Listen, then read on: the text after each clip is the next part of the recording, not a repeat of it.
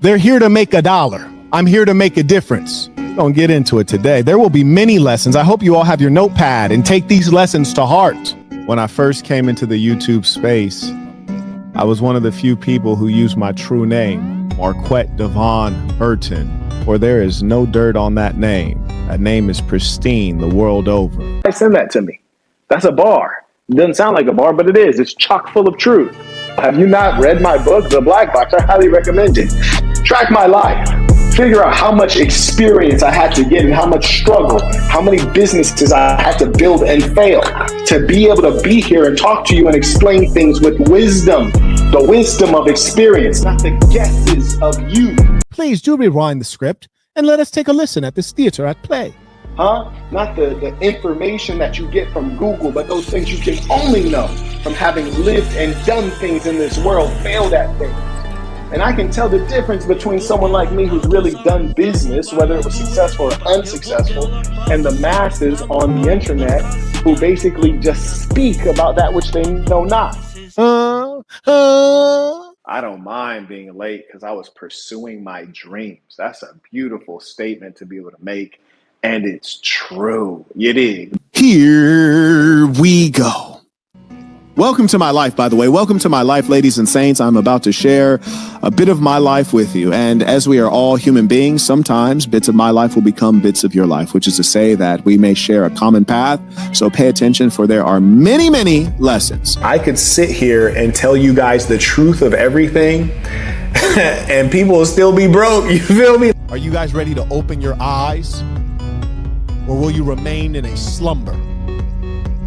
That's how we landed here.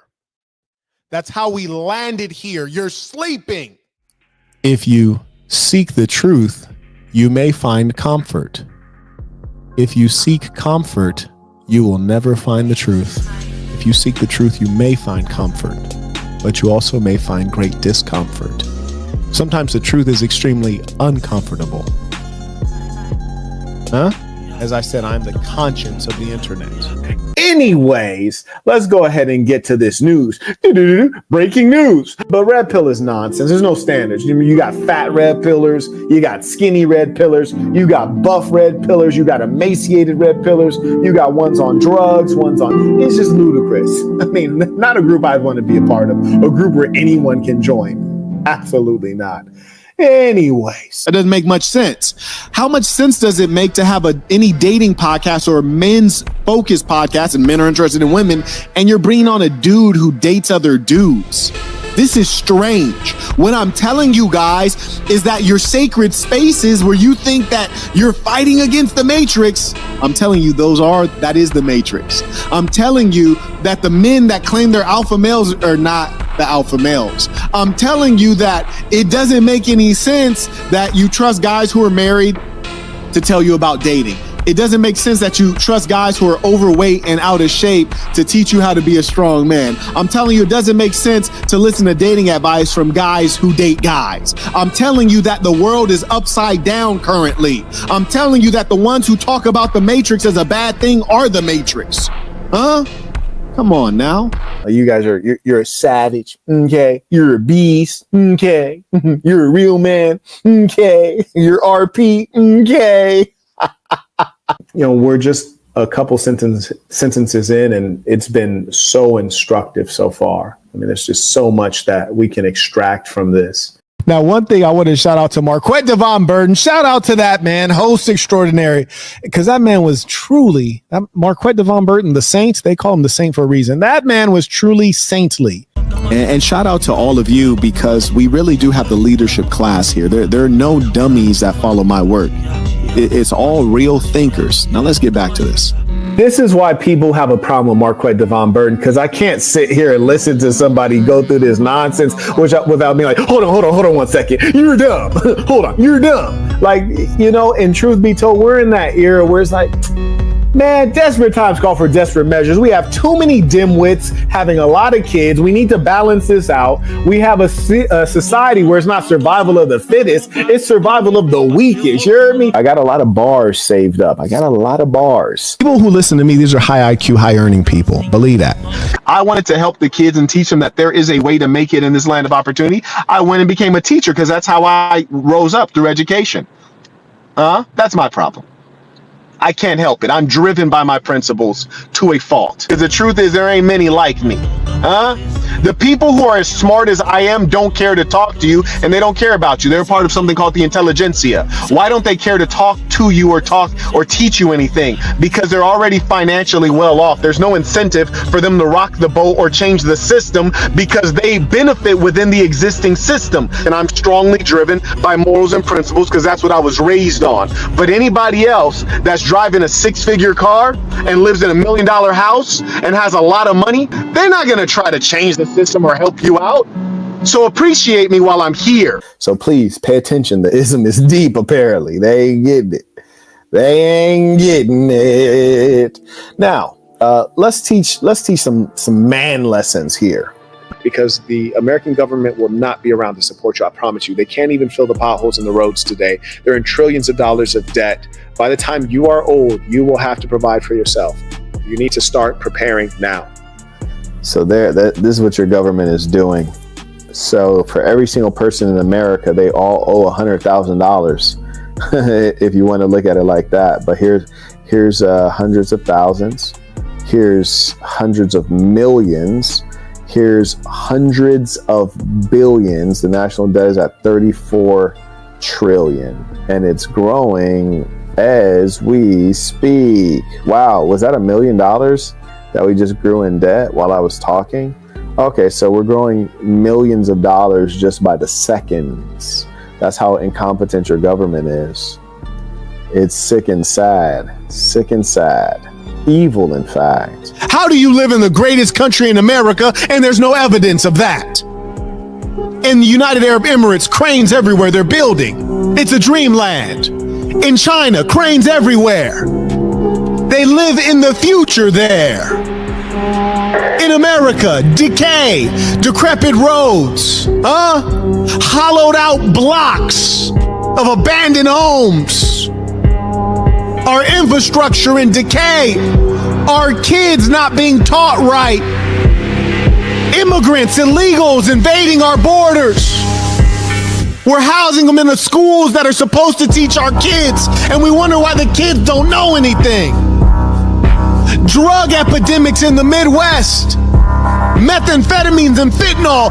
We think we can protect ourselves from terrorism, but can't figure out how these drugs are getting in our borders. Somebody's lying.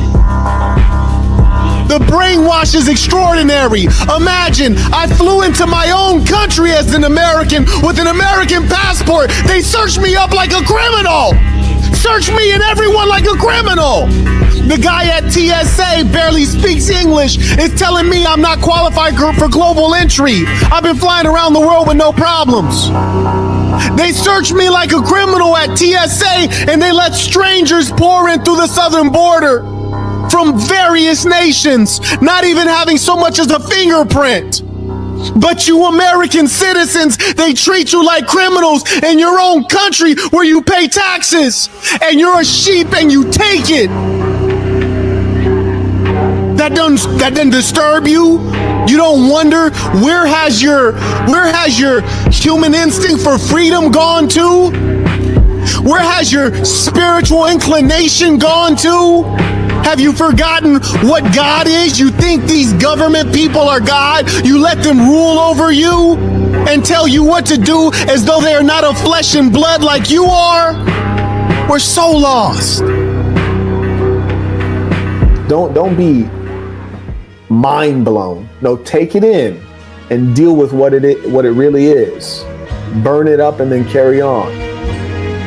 A lot of the things that you pay for monthly, like a car, a house, all these things, they didn't used to be monthly payments. Yeah, I know, you might not believe it. Yeah, it used to be that if you're an American, you save up your money and you go buy a house, and the house was $30,000, and you can save up $30,000. Yeah, you go buy that joint cash, and it's accessible to everyone to do that. Oh yeah, and it used to be that an average man, not a successful man, not a wealthy man, not a great man, but an everyday man, he could afford to go into a basic job, working at a factory, and his old lady could stay at home. She ain't have to go out in this world and work and be in the midst of men. Yeah, he could afford that on a janitor's salary. That's how it used to be. And he could also afford to buy a home on a janitor's salary. The problems we're experiencing right now are due to bad government. Intentionally bad.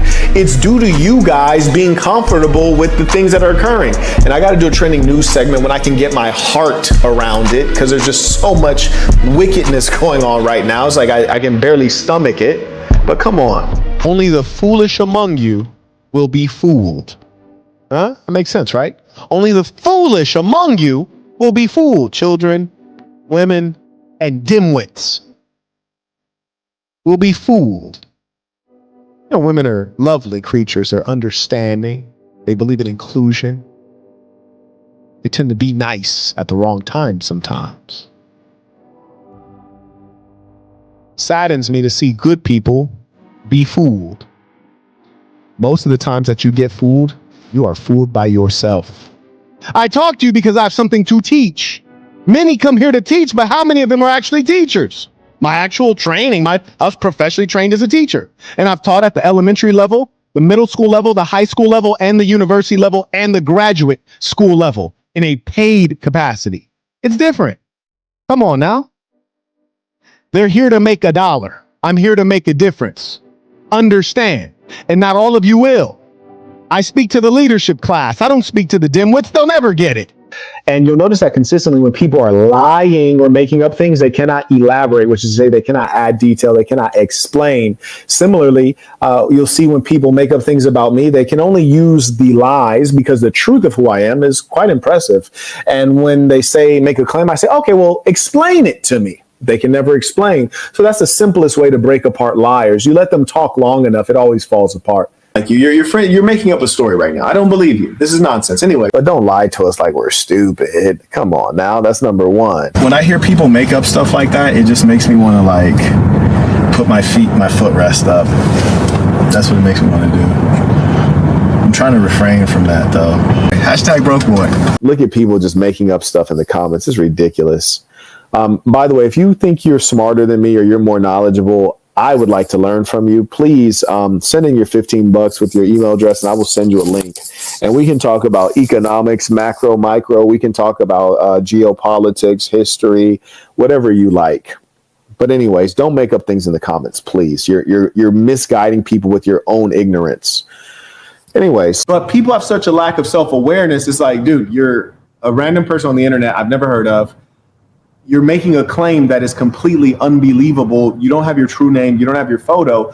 Have some self-awareness. You look dumb when you don't have self-awareness. You might not be dumb, but you look dumb. And your goal in life should be to look good. You know, looking good is a critical part of success, I tell you. In fact, it's a critical part of feeling good. You want to look good. I wanted to bring Seth on because there was a time that I had a live session and I was explaining the fraudulent nature of Stephen Bonnell, also known as Destiny the Gamer. And I had showed him basically saying that NFTs were a scam. Then he turns around and starts selling NFTs to his fans. And the true nature of a dishonest person, I call him a scammer, show the evidence, and then he just says, well, you're a scammer. I was like, how's that? And he says, you scammed your fans on an NFT. I was like, no, actually, I had a whole conference. Seth was there as the lead, the technical lead, and we taught folks how to create crypto, how to create NFTs from scratch. And so I want to bring on Seth to have a discussion about that. And you know, the funny thing, Seth, is that we're in an era now where you can have some dumb kid whose life is based on playing video games. He has no formal education. He doesn't even have informal education. He's not been through a boot camp of any sort, has no software pedigree whatsoever, has no startup background, has no business background. And then him and a multitude of imbeciles can come on and try to make fun of someone who's intellectually superior to them.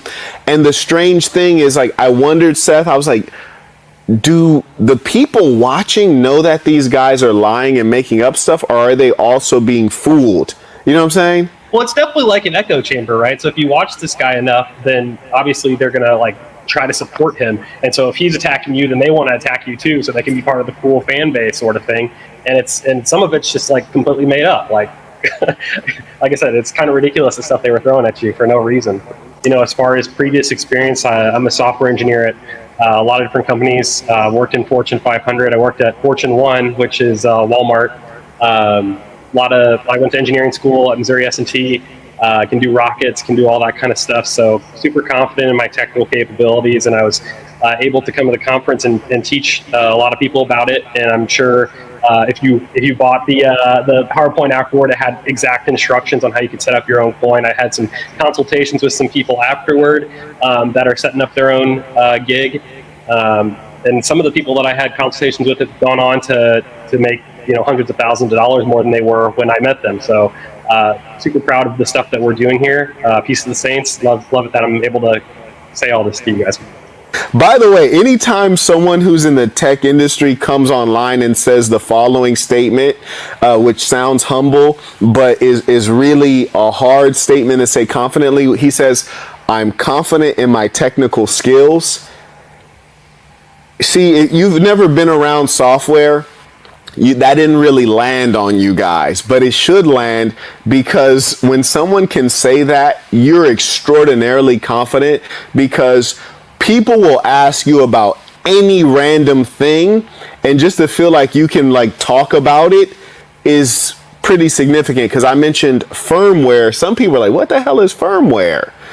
Right? Like, you know, like firmware is when you actually have a physical device and it's a software running just on that device, such that that device can interact with another piece of software. And then, as he said, he dabbles in the crypto side and the NFT side and generating those things. So and then also rockets as well. So the breadth of technical competence is really extraordinary in one person. A lot of people say that they're full stack, and they're not even full stack. I think it's hilarious that you just happen to be in a place called St. Louis. It's a beautiful thing. And one thing that I want to note to you is the man said, I can build rockets. God damn it. The man can build rockets. Just in case that slipped by you, you're dealing with a bona fide genius here. Yeah, his IQ is higher than all of ours added together. So have some damn respect. I just thought it was funny that I watched that Destiny clip and they were like making fun of you for saying that we built this wallet and everything in the CLI. They were saying, oh, I got my command line up. How am I supposed to do this? I was like, it's literally right there. Read the instructions. Like, what are you trying to make this stupid? Like, that's exactly how you do it. You can either put it on a USB drive, you can put it on your hard drive, you can, there's like cloud wallets you can put it in, but all this stuff can be accessed through a CLI for whatever blockchain you're working on. So it's ridiculous that these guys are coming on and saying, making fun of you for saying that, yeah, we did this through the CLI. You guys saw it. It was in the terminals, all that stuff. So they're just defrauding you. It sucks. It's a total shame. We just have to be real with the reality of human beings that we're dealing with. I'm not talking to you about how the world should be. I'm talking about how the world is. God damn. This is why, you know, everybody ain't gonna love what I gotta say, because I'm just giving you the facts. I notice with human beings, you hate the truth. You hate the truth. People say the truth will set you free. It'll also embarrass you, get you mad, and put you in denial. Don't forget about that part. Because the truth is, for you to have access to someone like Seth, you'd have to be someone like me. And so if you don't have a significant technical background, if you haven't run tech startups, you're not going to meet someone like Seth. Did you say you worked at Fortune 1? Can you explain to someone what Fortune 1 is? Sure. So Fortune 500 is made up of all the companies making the most revenue in the world, right? So In obviously, the world, I'm right. just going to echo. Go ahead. So, Walmart has the most revenue coming in. So I'm not sure if they're as profitable, right? Because they have the brick and mortar stuff to work on. So Fortune 500 isn't based off profit. In that case, it's probably like Amazon, right? Because they don't have brick and mortar. But so both Walmart and Amazon are up there. These are usually in the stock market, right? They're the stocks that are driving the majority of the S&P 500 and other indexes like that as well, just because they're generating the most revenue. So did that answer your question? Yeah, and I'm just going to re-break it down in layman's terms. Yes, he's saying like the wealthiest corporation on the planet Earth is where he worked. The number one on the entire planet Earth. They don't hire people who are not elite. So will you meet someone like him just walking around or even at your local university? Nah, hell nah. Nah, you're not going to. So when you can get some time from someone like that, it's going to accelerate your life because his experience and perspective is truly unique and seasoned. And as he said, one of the gentlemen who did a consultation with him is making six figures now, significant six figures. Sometimes people like to use that term. They're talking about entry six figures, like 100K. There's levels to things, right? There's 100K all the way up to 900K if you can do math.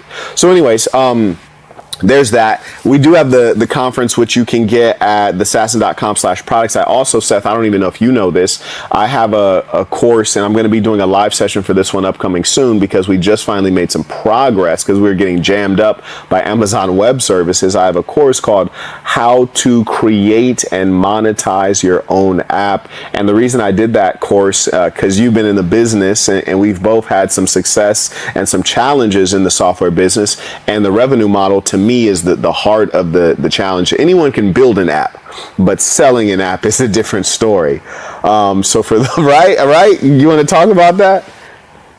Oh, 100%. So that was my biggest problem is I come from this engineering background. I was like, it's always a, if you build it, they will come sort of thing. And it's just false. I had so many people, even after we did our accelerator stuff, like tell me, hey, if you go build this app for me, I'm going to be able to sell it to everyone where it's going to be super big. And so you won't get anything right now, but once we start making money, you'll be in for it.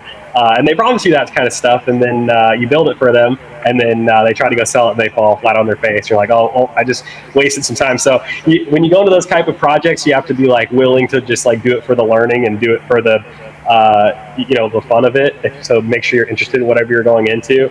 But yeah, it's hard to trust anyone now when they come up and say, I got this great idea, just go build it for me and then I'll sell it, because that sometimes you just fall flat on your face. And I think it's important, those marketing skills and stuff they don't teach in tech school, and it's good to all those entrepreneurship. And so the only places you can really get them are from people who are actually doing it, like Marquette. So it's a great person to talk to for that. I'm gonna just stop right there. Okay, there we go. And do know that anytime you support this work, it goes straight back to folks like you. We have a number of folks who have been fans and members over time and are now on payroll. And most of the times we don't cover payroll each day, but this money goes straight back to folks like you.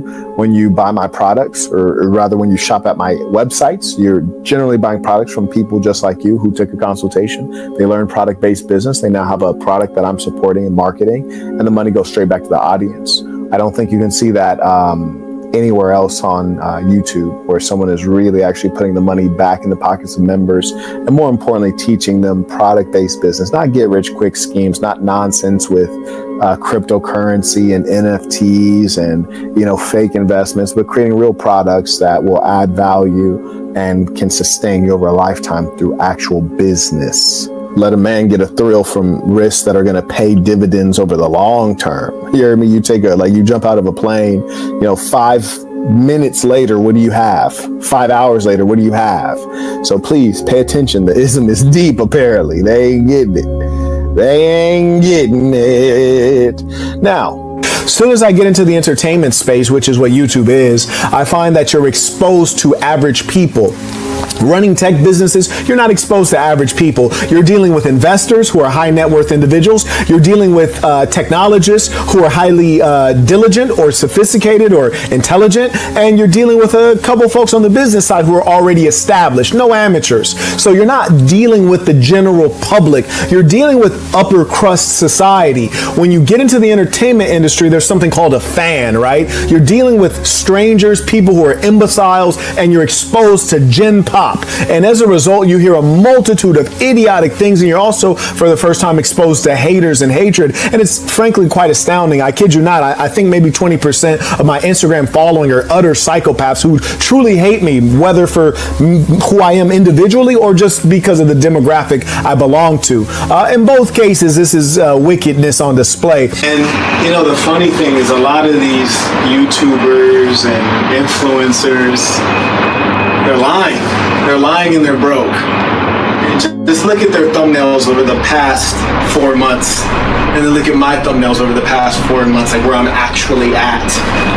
They don't have it like they say they have it. Trust me. If they did, they'd be on the scene like a sex machine. You dig? I'm really out here. I mean, during the pandemic, we went to Brazil on 2 separate trips. We went to Colombia on 2 separate trips. We went to Mexico City getting mariachi suits made. I mean, we went on 5 separate international trips during the pandemic in 1 year. Most people don't go on 5 international trips in a lifetime. It's sad but true. And I share it with you not to be boastful, but so that you know it can be done.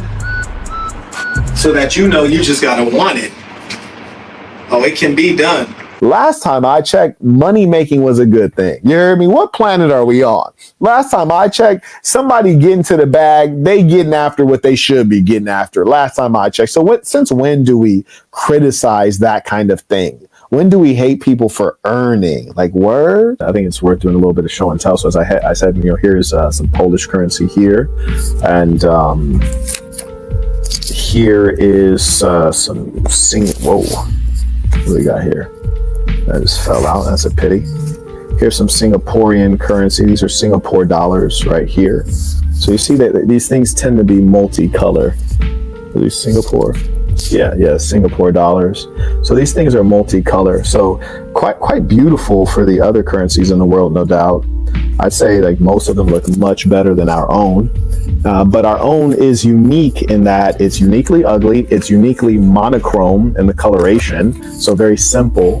Ours do not tend to have buildings on them or animals. Or in Africa, you'll see animals in Brazil, and you'll see animals on others, other people's currency. This is the country of Georgia right here. And so you see these multicolors and different sizes as well. The Japanese currency is quite fascinating. Here's Japan. It really looks old world, but you see they have the animals and different. You'll see architecture and things like that on different currencies. But anyways, our currency is iconic. No one else's currency is iconic. You hear me? I don't want to hear what, like, if somebody else said like, oh, the euro is iconic, please stop. No, them Benjis are iconic. You dig? Them Benjis are iconic. So with that being the case, these are dirhams from the United Arab Emirates. Most famous city you might know from there is Dubai. So these are dirhams. And as they have like random cultural items on it. They don't necessarily always have like a man's face. I think that's something very fascinating about the European mindset. And I think the European mindset, especially historically, has been, these folks are pretty smart. They're pretty sharp. Not today, but they've been pretty sharp. And here's Kenya. It's African currency, obviously, in the country of Kenya. And there you go, a lion. That's keeping in line with stereotypes, right? Then you have the Swiss franc. This is a fine currency. Like, I would for sure be down to load up on Swiss francs, right? That's a good one. So another franc, yes. So anyways. They'll never get it. We getting into it today. We're going deep. Pause. I think Tommy might have liked that. You heard me? Tommy and them other guys, I like people to fiddle around with their backside. Getting excited watching this. It's a shame. It's a shame. Also, may I say one more thing? When you look at all these other rascals, you wonder why they don't stand on principle, mostly because they're broken ugly. And don't trust people who are broken ugly. But the fact of the matter is this: they came here for a cash grab. All you have to do is look at their word. Look, what were they before YouTube? What were they before they started babbling in front of a microphone? Nothing. Every single one of them. Anytime you find someone who was something before they came on YouTube, they're always more civil. These guys will say and do anything for content. What does that translate to? Money. Ads. They want views because they're running ads on the channel. What do views and like matter to me? There's no ads on this channel. Hundreds of millions of views. No ads. Doesn't make me a penny. I talk to you because I have something to say. We are seeing filth and decadence and immorality overtake the society. Didn't come in with fake aliases. Came in under my true name, which I've built up over time, living in the same respectable way. We have many disbelievers who say, oh, no, he can't be what he says he is. There's no way he exercises every day. There's no way he's never had a sip of alcohol. There's no way he's never engaged in drugs. There's no way he's never used caffeine. There's no way he is what he says he is. And you see the demons and devils among us. No, the devil is not down below holding a pitchfork.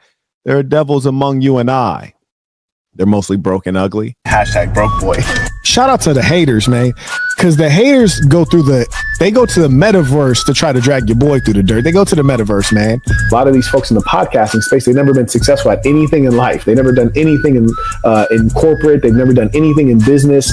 They're unprofessional. They're immature. They're self-absorbed. I mean, just imagine how self-absorbed you become when your job has been filming yourself, right? You're going to be self-absorbed. And so that's what you're dealing with. Like, get away from me. I don't even want to breathe the same air as you. I'm breathing premium air over here. Nigga, you breathing discount air. Like, go over that way, man. If you're like, Marquette's arrogant, it's like, that's fine, but look at what the nigga done. Like, he's come from quite a distance. Like, well, what do you mean, Marquette? When I was born, my father was in prison for selling crack cocaine, youngin'. When I was born, my mother was on crack cocaine. I'm an actual crack baby. I went to horrible public schools in Los Angeles. I grew up part-time with my grandmother who had dementia. If I can make it, you can make it. I am the American dream. I am the result of intelligence and hard work consistently applied. You hate on someone like me, you hate yourself. That's all there is. You hate yourself. I'm the American dream. So when you see somebody like me, you gotta respect it, man. If you can't respect it, there's something wrong with you. And you gonna rock with him over the big homie? Bruh, it's crazy. Now, granted, it's a minority of people. But you still have to question the society we live in where we prize weakness and gossip among males instead of prizing men who are action-oriented, the doers in the society. Huh? The world's sick out here. We got a sick world out here. Anyways. But shout out to the multitudes who have made an industry of reacting to the big homie, your favorite YouTuber's favorite YouTuber. You dig? Here we go. And don't waste life, ladies and saints. It's 3:30 a.m. here where I am, and truth be told, I was in bed trying to get some sleep, and I wasn't sleepy, so I said, why waste my life laying in bed?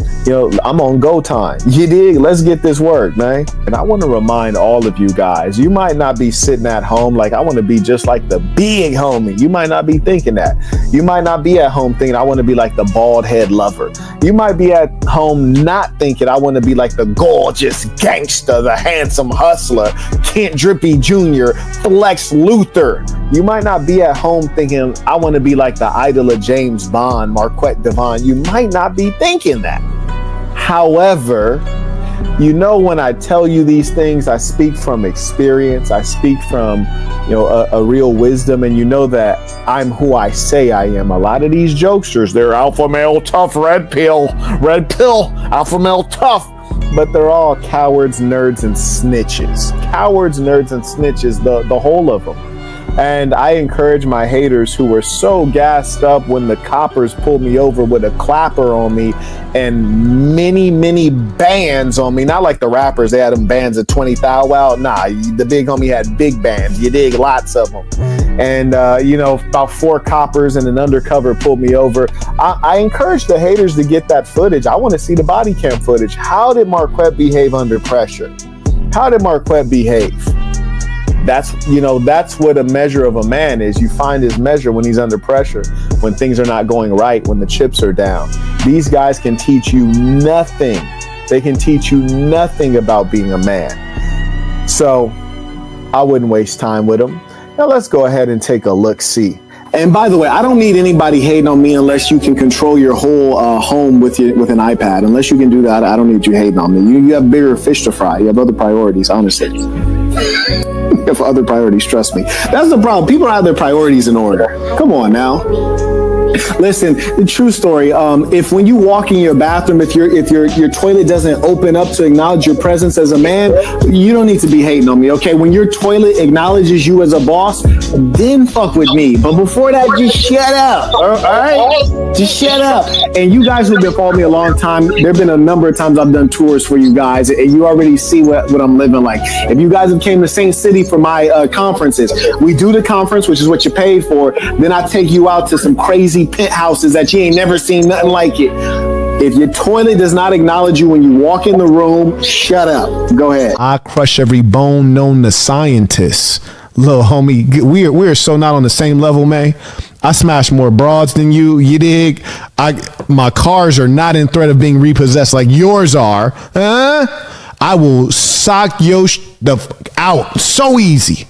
I look better than you. I'm taller than you. I'm stronger than you. I'm more everything than you. Don't you ever bring me up, boy. Boy, it's a joke for you to bring me up, man. Anyways. If you check my background in terms of my actual contributions, it's not just words. I went into Teach for America and I taught young black kids, probably similar to the one that he abandoned and left to the foster care system. Why do I have that sensitivity? Because my mother used to work with emotionally disturbed youth, kids in foster care, kids in group homes. I got to see that when I was growing up, to see what a child experiences when they don't have a family, they don't have a mother, they don't have a father, they don't have a grandparent that will take them, and they are left to live among strangers in a group home where nobody really cares, in a group home with lazy government employees, in a group home with adults who abuse them, in a group home with other kids that are traumatized and sick in the head and do sick things to these kids. I've seen it. I didn't experience it, thank God. Allahu Akbar. But I've seen it and it's disgusting. Too many kids out here suffering because of people like you. You still want to be a kid when we need you to be a man. You read my book, there's so many stories of children that suffer. That's really what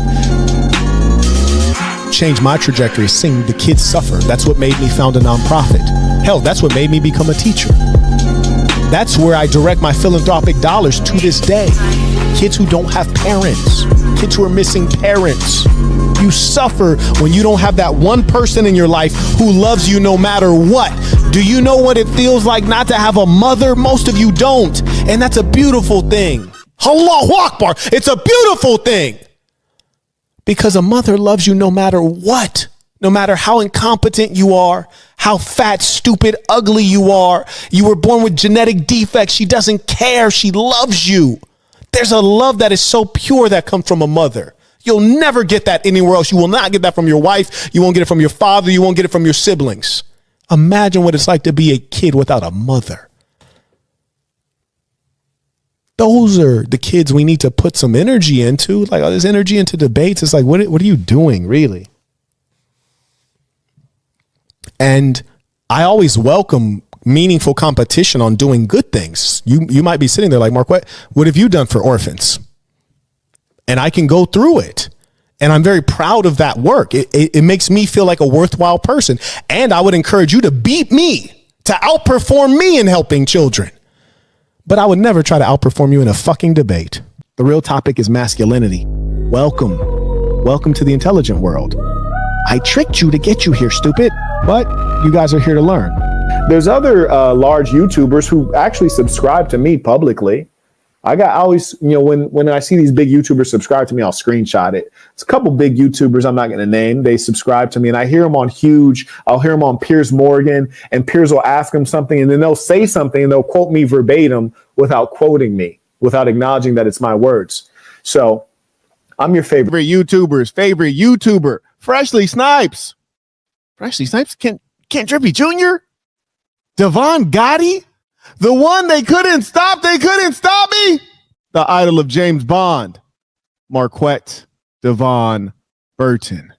The Saints and the Sinner. Oh, we going in today, ladies and saints. I don't even know what TikTok money looked like. I don't even know if you can make money on TikTok because I got banned at like 250,000 subscribers. I don't even know what TikTok money means. They never let me do ads on there. I don't know what Instagram money looked like. I never made a penny on Instagram. I don't know what Twitter money looked like. I never made a penny on Twitter. I barely know what YouTube money looked like because they don't let me run any ads on YouTube. And I never tried. And when I first started, I told you guys, I'm not going to run ads. You're going to watch my content ad free. So I don't even know what YouTube money looked like. So tell us what the money looked like. Don't nobody give a damn about your subscribers, my boy. He's a weird ass nigga. It's crazy for me to think of that. Like, wow, I've been doing YouTube for 4 years. To me, that's unbelievable. It's unbelievable. It's hard to accept, but I feel like this is all fickle and fake because I don't perceive like making a video or making a live stream to be a real value add because I'm used to very tangible value ads. And that's why I always talk to you guys about product-based business products. Like here's a product. I actually punched my speed bag off of the goddamn thing. So this is a terrible product, but the fact is it is a product indeed. And products pay, whether people like you or don't like you, products pay. So I still do product-based business. I still do business in general. I still invest. I'm still acquiring assets. I'm still doing all of the things that will keep me paid and keep my money machines rolling without YouTube. And I've not invested fully in YouTube because I don't trust it. I do not trust it. I don't trust the people who own YouTube, the Google corporation. I don't trust the fans. I don't trust nothing about it. So the fact that I'm 4 years in and I still am like, wow, this is a privilege. It's a privilege for me to be able to speak to you. It's your privilege to hear. It's my privilege to speak. We are both privileged, and privileges can get taken away at any moment. You track a lot of these YouTubers, you track their background. They were on like dating shows, they're on reality TV. They wanted to be famous. No, I never wanted to be famous. Not at all. I have bigger goals and more important things to do than YouTube on a regular basis. And so I always prioritize those things. When I stop to talk to you guys, that is me taking a break from a beautiful life. And so if I can unpack or knock out two things at once, I have to because I'm that busy. I'm not like those nerds that are in their studio 24/7, they never go anywhere. I've been to 7 countries already, 7 countries in the last couple weeks. So I'm moving very quickly for good reason. So that is why, if you want quality content where I sit down, take out time, go through lecture notes, become a member at thesasn.com. That's THESASN.com. If you want quality, focused information, purchase one of the mini courses. If you want free information, then you're going to get free information at my convenience because I am a busy businessman, and that's just the fact of the matter. You might consider being thankful. You heard me? You might consider being thankful and ask yourself, okay, what have I done for Marquette Burton? Not a damn thing. He doesn't even know my name. I've never done anything for him, but I've watched his content for 4 years, never sent in a single dollar. You have no right to complain. You should just be thankful.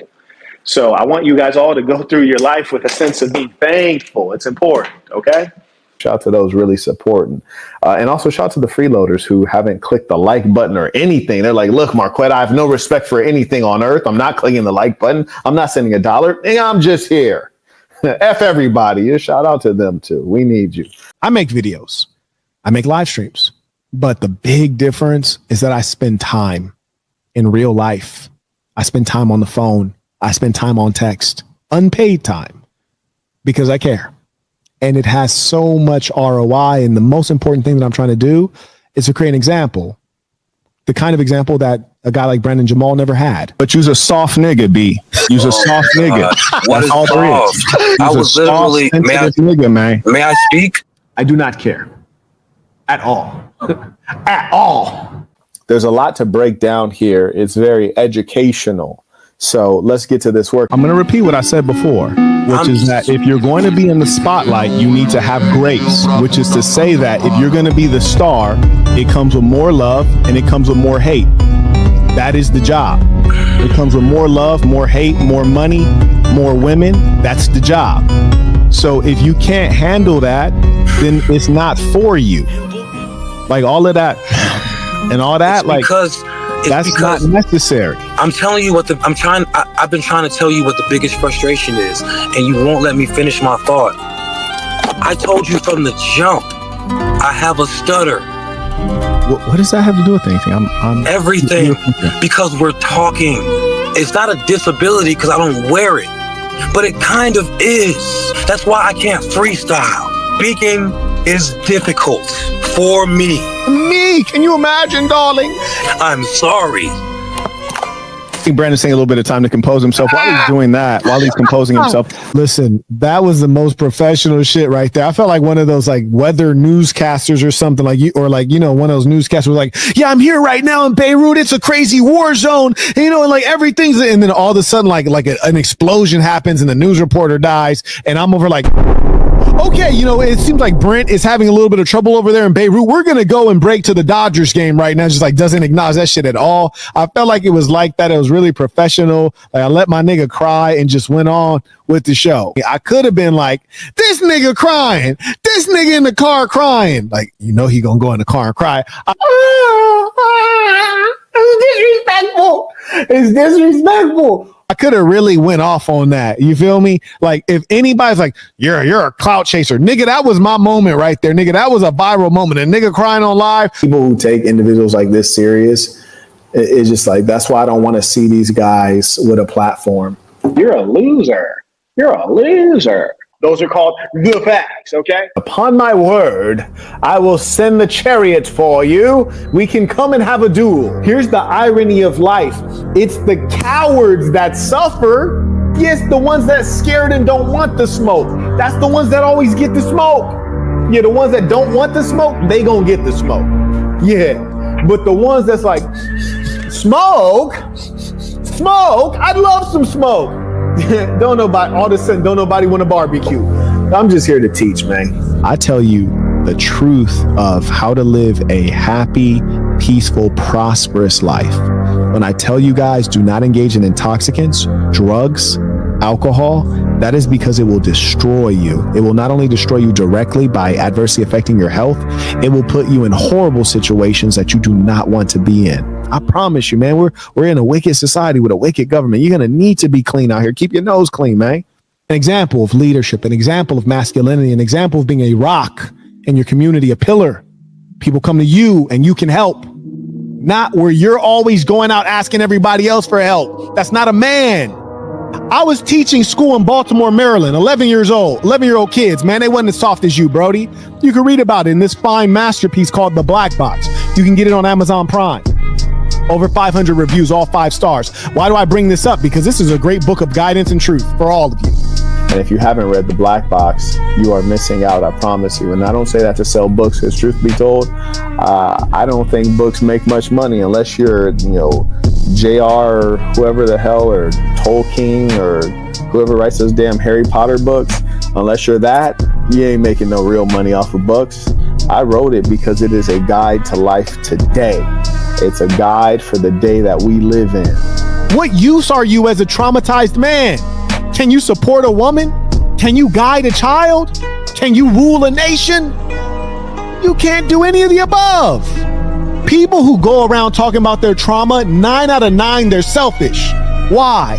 Pity me. Woe is me. Help me. Feel sorry for me. Give to me. But what do you give out? Listen, I like to, big myself up just as much as the next guy. I tend to think I sound better when I'm talking fly, you dig? But what I'm about at this stage in life is not making millions of dollars. I'm about making millionaires. I want to help the rich get richer, you dig? Yeah, people who are rich in spirit, who are rich in ambition, come to me. I want to make you richer. And there's a lot of you like that. You're going to do so much in the world. And if I can help you magnify what you're going to do or be more confident in your approach, I feel like I've really brought some gifts to the world, you see. And of course, as have your parents. But if I can help unwrap it, man, that's an honor. That is an honor. If I can be a footnote in your life story when you write it, I'm happy. And when I brag, when I really do my real bragging, I'm bragging on what I've contributed to other people, because that's the greatest measure. I'm bragging on the goodness that I've put out in the world. That's the greatest measure. I don't want to hear somebody talking about, oh man, I was viral. I went, 3 million views and I got 72 subscribers. I don't care, Brody. I don't care. That's the kind of man I am. I'm talking to you the way I would talk to you if you were sitting in front of me. I'm not talking to you with extra confidence because you can't touch me. I'm not talking to you with extra rudeness. I don't have extra bravado. I'm talking to you like I would talk to you if you were sitting in front of me. I have one way of being. I got one way to be. These motherfuckers out here two-faced, man. Lord knows this ball wouldn't be talking crazy. Marquette Devon Burton lives and dies by his principles. There's not many like me. That's why you don't understand me, because we are not the same. So I'm a real believer in real member values, principles, morals. A male who plays with his backside, that is a disgusting individual. And that is a signal that he is globally immoral, meaning everything about him is immoral, selfish and narcissistic. He'll do anything for short-term thrill and gain. This is the kind of person you follow. If that's your leader, if that's your king, fantastic. When the revolution pops off, God willing, I have 2 spikes in front of my castle with each of your heads on them, okay? There's no middle ground here. People who engage in like disgusting things like that, nah, I don't sign off on it. Men who talk behind other men's backs, nah, I don't sign off on it. You see me, I'm a straightforward person. If I got an issue with somebody, I'm gonna bring it straight to their face and we're gonna deal with it. We're not gonna talk behind backs. I don't condone it. I don't promote it. And I'm gonna make sure that the young balls watching me, they see a great example of a man. As we journey to our wealth, we often consider business, entrepreneurship. Certainly, product-based business is far superior to service businesses. I hear from a lot of you, whether it's on one-on-one consultations, which if you would like, you can look at thesasn.com. That's THESASN.com. I'm in product-based businesses, which is why I'm able to travel around the world at my whim. I don't have to actually show up anywhere. So that's number one. But what I encourage people when they're first starting off in business in a given pursuit is pick the easy route. Don't pick the hard route. So it's much wiser to spend your time, evaluating at the beginning, evaluating which business to go into, as opposed to evaluating how to make a tough business an easy business. I hope that makes sense to you. Someone who's a real man and is moving in that trajectory is going to say, thank you for the feedback. Point taken. I understand your point. I get it. Learn from what I have to tell you, and also follow in my footsteps in as much as I don't complain. I stay positive, but that doesn't mean that one isn't going through things that can make another man crumble. So follow that. That's the way a man should live. But everyone wants an excuse. When people are like, when black folks always blame racism, it's not because they're black. It's because it's the easiest excuse. I've observed this my entire life. Black people have a strong inferiority complex. I mean that for the world of black people. It's strong. I never experienced this because I was raised to love, know, and understand what it is to be black. Not only on a historical level, but literally, what does it mean to be black? What is a melanocyte? Why does it produce melanin pigment? Where is melanin pigment found? What does it mean? What are the advantages? So I've always loved being black. I was raised by black people, black men and women. My grandmother was very dark, black, and loved being black. In short, without giving a historically grounded answer, in short, their biggest issue is knowledge of self. Most of these black males in our society today are white supremacists, which is to say they don't believe that black is capable, black is any good. They do believe in their own inferiority. Certainly they, have an inbred, a learned sense that whites are intellectually superior, more capable, more timely, things like that, more civil. And, in some ways, the evidence appears to show this. And so in their lack of self-knowledge, when you do not know the self, when you don't know who you are as an individual, but more importantly, on a biological, scientific level, what does it really mean to be black? And then on a historical level, what are the accomplishments of your people? Have the black peoples of the earth ever been great? When you're not familiar with that, then you feel as though you're a part of a people who have only had enslavement as a history and who are doomed to only be successful at certain things that you've observed us be successful at on a consistent basis, that being athletics and entertainment. And so they have a lack of examples and a lack of character education, and poor parenting, come from bad families. And that's why we see this kind of behavior. And that is why we must spread the ism. The ism saves lives. On Martin Luther King's birthday, I say his speech and his message and his ideology, garbage. That's a critique. I have a dream. Nonsense. That's a critique. And then I say, I have a plan. Let me tell you what it is. I give you the oratory with practical steps, and I got a whole organization behind me. Huh? Yes, I actually put my hands in the soil and create. Check my whole background. You'll see it my entire life since I was a young boy. It's different.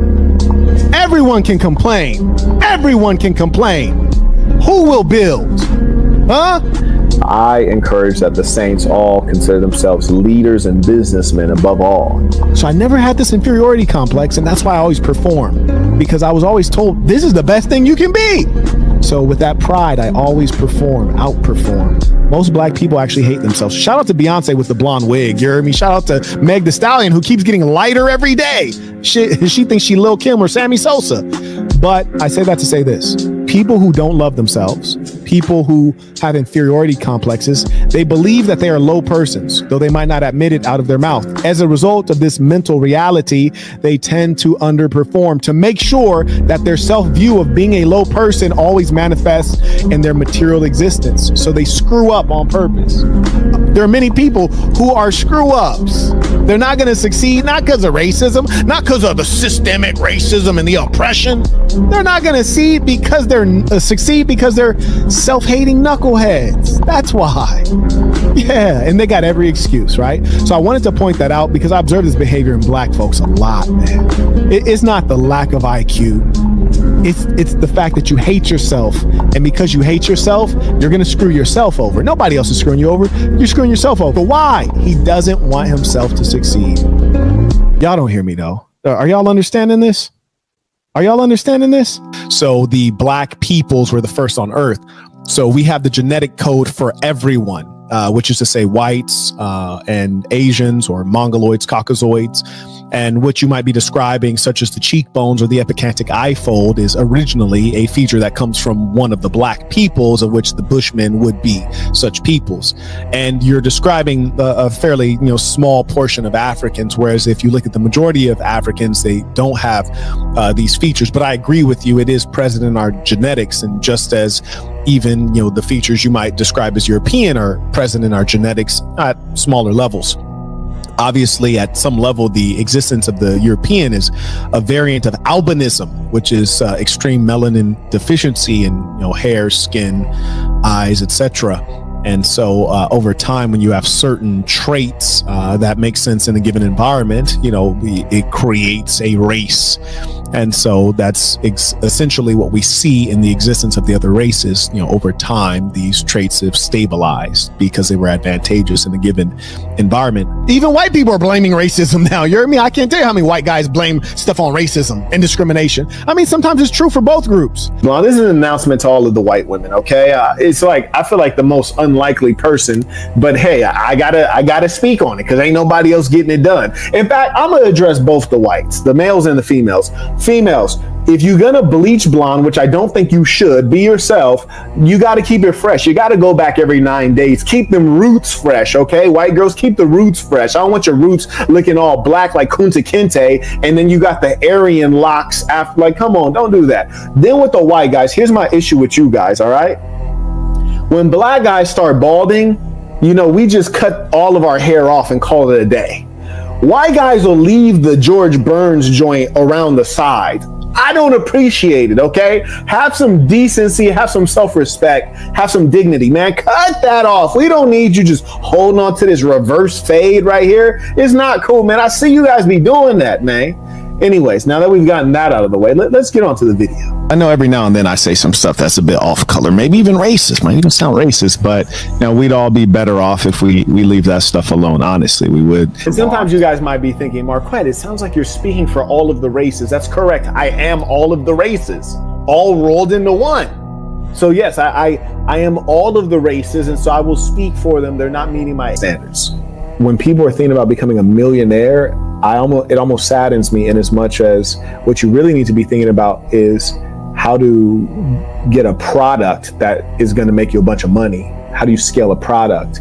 When people are thinking about being a millionaire, they're thinking about the fruits of the labor, but they really need to be thinking about the labor. You need to be thinking about the labor, not the fruits of the labor.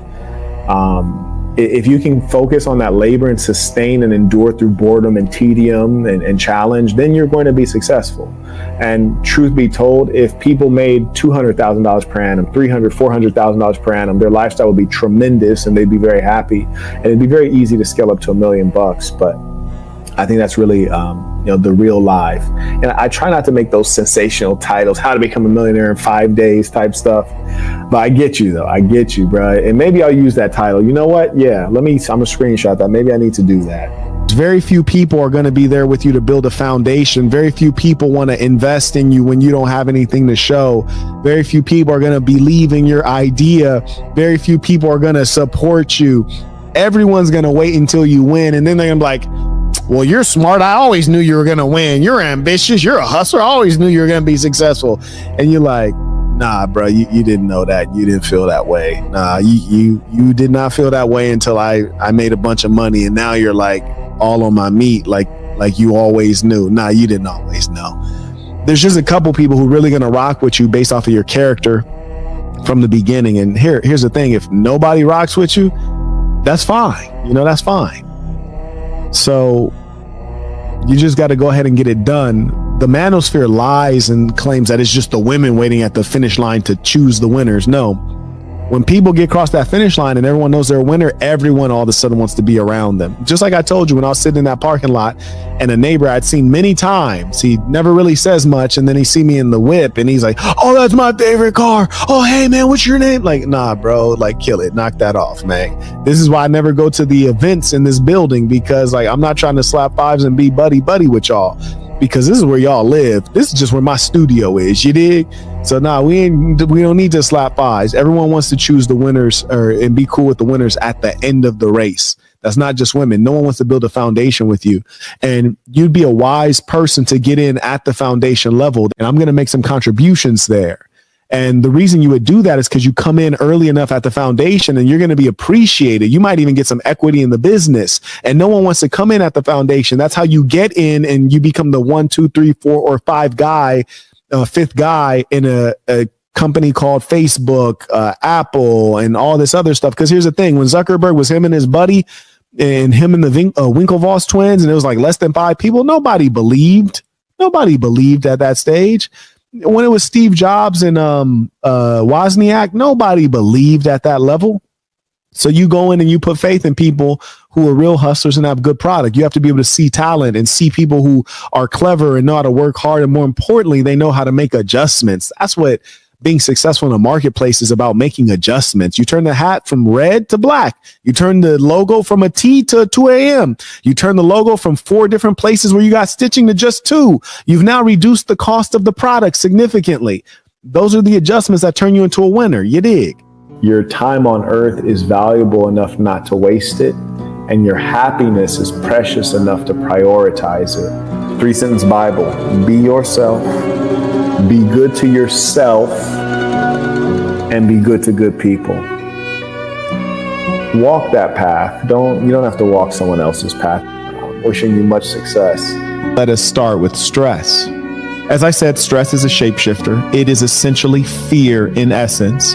It may come in the form of a challenge. It may feel like stagnation. You're not moving forward. That's what it comes down to, a negative feeling that you are not making progress. The number one challenge that you're going to experience that is stress is when you ignore problems. Do you ever leave something undone, something that nags at you and you know you need to get it done, but you've been avoiding it, pretending it doesn't exist or pretending it won't hurt you? Avoiding or ignoring problems is going to cause you stress because even though you've closed your eyes to the problem, it's still there. Human beings are inclined to complain. They're inclined to be weak. They're inclined to make excuses because it's easier. It's easier to be weak than it is to be strong. It's easier to be lazy than it is to be ambitious.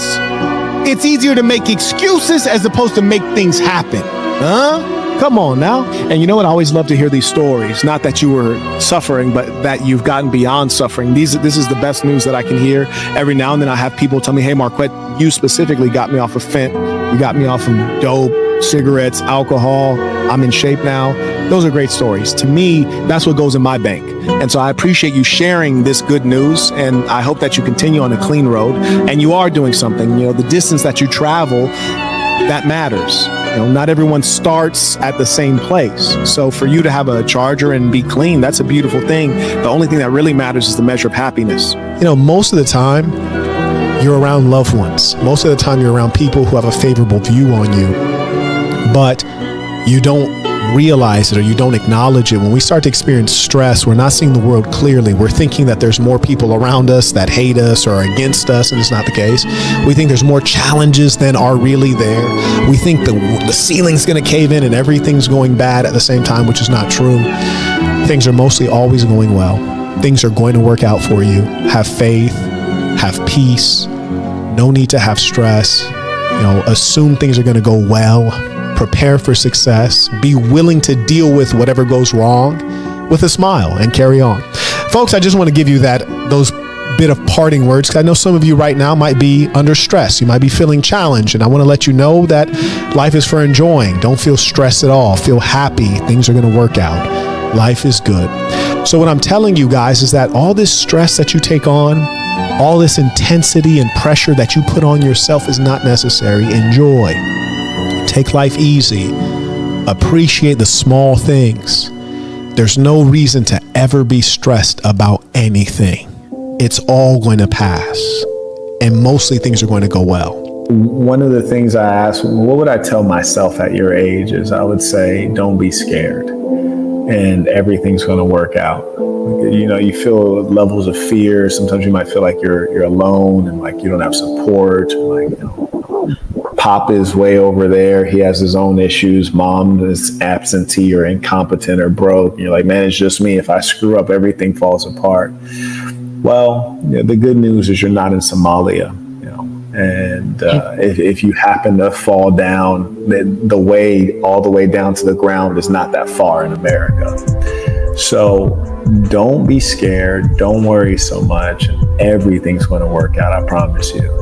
And a lot of the things that are challenging you now, once you get a couple of years on you, years of experience, you're like, why was I so scared? Like what's the worst that could have happened? Like, it's not that bad. So don't worry about it. We tend to worry far too much. It's just your mind being out of control, screaming. Listen, I'm telling you. And you know what? The beautiful thing about an experience like this is to get your nerves together, because whether it's on the positive side or on the negative side, you have to have your nerves together, because you're going to go through more situations in life. You know, that's why, you know, sometimes it cracks me up when people take a consultation with me. You know, guy might be like, hey man, I'm getting divorced, or another guy might be like, hey, I'm going through a breakup. And I'm like, oh, well, you know, the good news is that you're going to go through another breakup. So this is some good, you know, get your nerves together now, because you know, this is life. All of this is about to get rewound.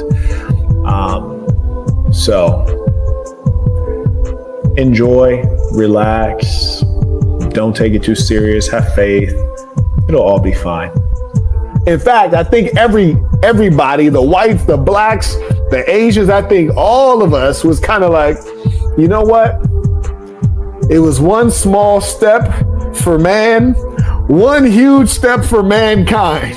I think we were all waving the flag. It was a beautiful thing. Third man also acknowledge.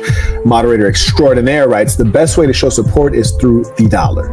Show Marquette that he's appreciated. Peace to the Saints. Also, carry on. Sir, yes, sir. In fact, I'd even go as far as to tell you guys that any guy who follows a woman in general in any form, you're not a man. Yeah, that's correct. That's how I know you guys are secret simps. Yeah, secret simp. Men don't follow women. Men do not follow women. Men do not take women's leadership.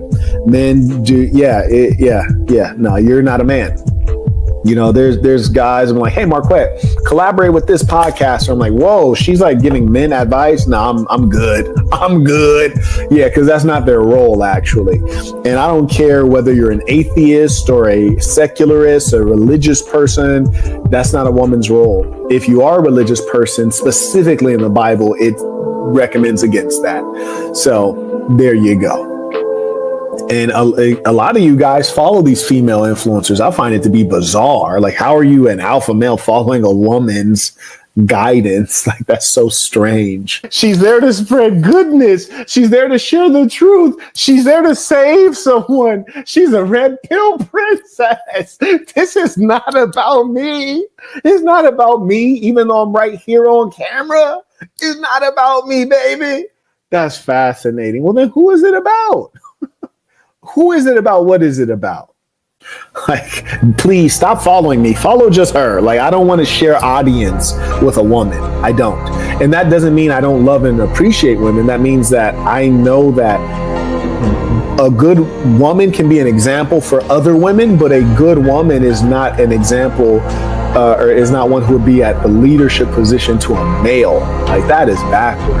Yeah, that's all out. Everyone appreciates a leader. The world is always waiting on a great leader, and that is precisely why I'm here to train the leadership class. Don't allow money to be your God. As you probably all know, I'm a very spiritual man, and money is definitely not everything to me. Hell, I like making money more than I like having or spending money. I enjoy the actual process of making money. That I enjoy. I like that game. It's a fun hobby to me.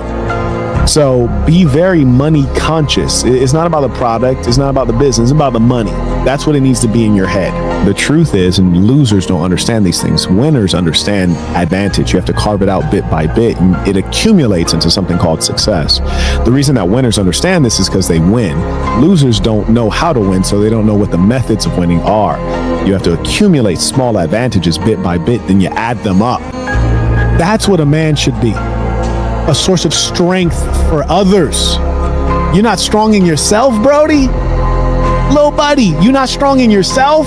Man, you gotta man up. Gotta be better than that. A man has to have enough strength to lift himself and others. That's why we got all the strength. Lift ourselves and others. I thought that's what it was about. Like, what about the people in need? What about the people who are sick, the people who are in poverty, the people who are depressed? Saying, hey, I'm the smartest one, that does not help them. What about the orphan children? Your debate skills do not help orphans. I think it was a Deutschmark, but whatever it was not worth anything. Sounds familiar. And then one rose up from among them, and he said, our people, we are in disrepair. People look down on us. But let me let you in on a secret. We're the greatest of people. And I will make it such that people respect us as the greatest of people. We're smarter than all the other ones. We're even better looking than them. They all want to be us. We're the most efficient people on earth. And our young men, they shall be fast like a greyhound. They'll be tough like leather. We will be one people. Ein Reich, ein Volk, ein Führer. We will be one people, one community, one empire under one leader. And I always talk to you guys about simplicity and oneness. When you don't have all of that disharmony, you can get on the same page, we can get something done here. And so the fact of the matter is he took them out of the gutter and he rose those people up. And it can happen anywhere with the right leadership, people who are willing to do what it takes.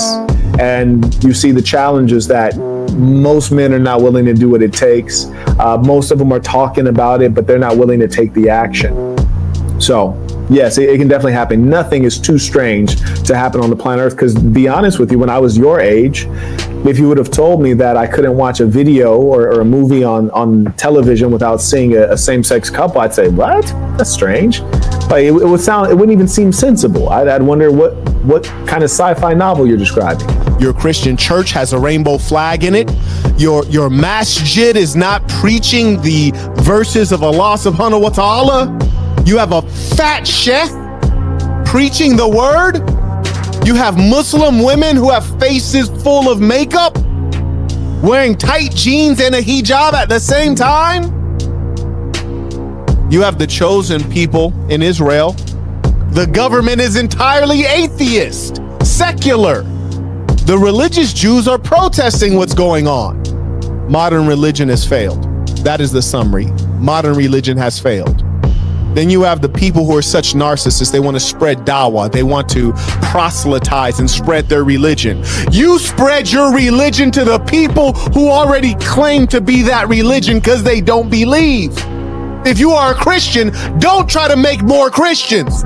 Try to make the people who are Christian more Christian.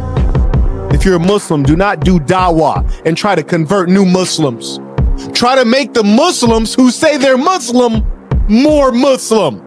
And you know what? May Allah, may Jehovah, may Yahweh, may Jesus, may whoever protect us all from these mentally ill levels of narcissism and hubris. Like, don't you ever start thinking that you are not just a human being.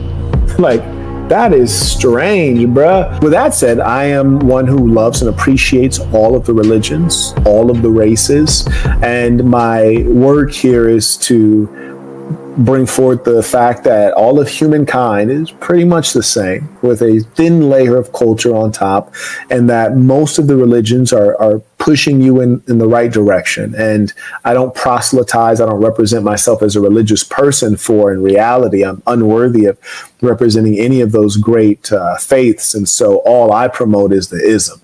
That's all I promote. I promote the ism. I don't promote anything else. And I will leave that with you. You see, religion is supposed to be timeless. And as a result, when people say things like conservative Muslim, there's no such thing as a conservative Muslim. All Muslims are conservative, so that's redundant. In fact, all religious persons are conservative. There's no such thing as a traditional Christian. A Christian in 1920 should be the same thing as a Christian in 2022. The problem is that they've updated the religion, they've customized the book, and they've changed the interpretations, and they like to be very selective with how they quote the Bible or how they portray Jesus as all-loving, a person with no rules, who's infinitely tolerant, which is not the truth of the matter. So can we call them out? Well, I think you should. If you have any respect for your own religion, you absolutely should. You should rebuke them. And I don't want to hear people like, oh, Marquez, what about cast the first stone? You're right. Let us not call out anything that's evil, and let's just step aside, turn the other cheek, and watch the world burn down. Brilliant plan. That's the one that's currently being enacted. If you don't knock it off, this is the problem. I know bro had difficulties reading. You hear me? I know he had challenges in school. I know that when his parents went to what am I saying, right? When his grandma, not even his mom out on dope. When his grandma went to the parent teacher conference, I know the teacher was like, Mrs. Jones, we think that it's appropriate for little Raynique. We think Raynique needs to go into special classes because, well, one, he won't put that damn eyebrow down. He keeps slobbering on the math textbook, and he just seems to be reading a lot slower than the other children. And I just think it's better for his development because when he starts reading, the other kids tend to laugh and make fun of him.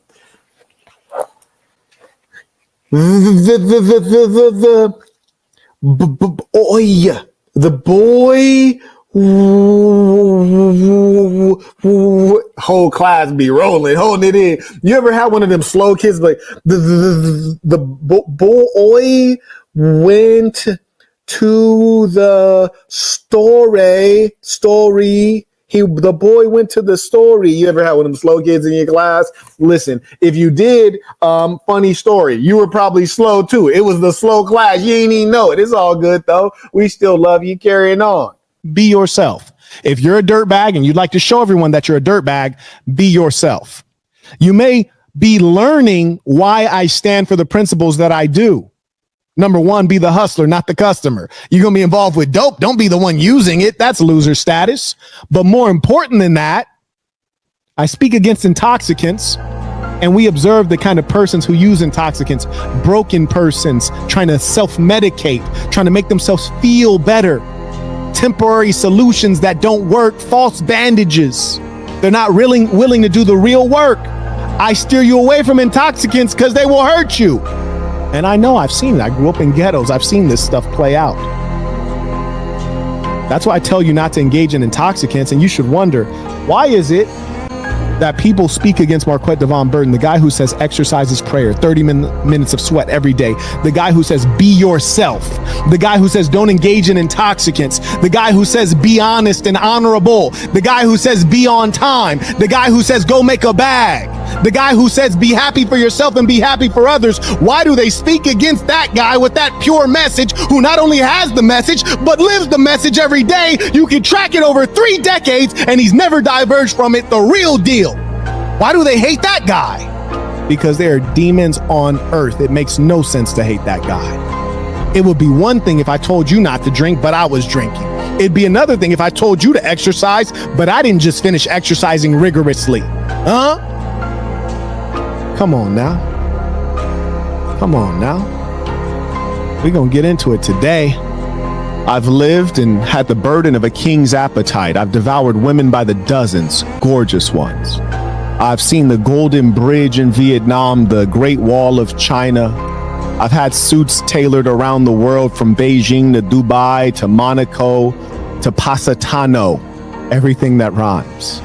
I've seen all of the beauty of the world, beaches in Zanzibar, been in the mountains of Costa Rica, laid with the most gorgeous women in Colombia. Huh? And they weren't working girls, unlike some of you rascals. Lived in South Korea, lived in Latin America, lived throughout the United States. Seen the beauty of the south of France.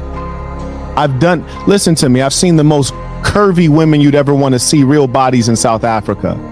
And I was both in Durban and in Cape Town. And the women that you find, Zulu, Xhosa, and various other tribes, these women are built like every man would want a woman to be built, like an ocho, my boy, like a number 8. 40% of them have significant wagon. You heard me?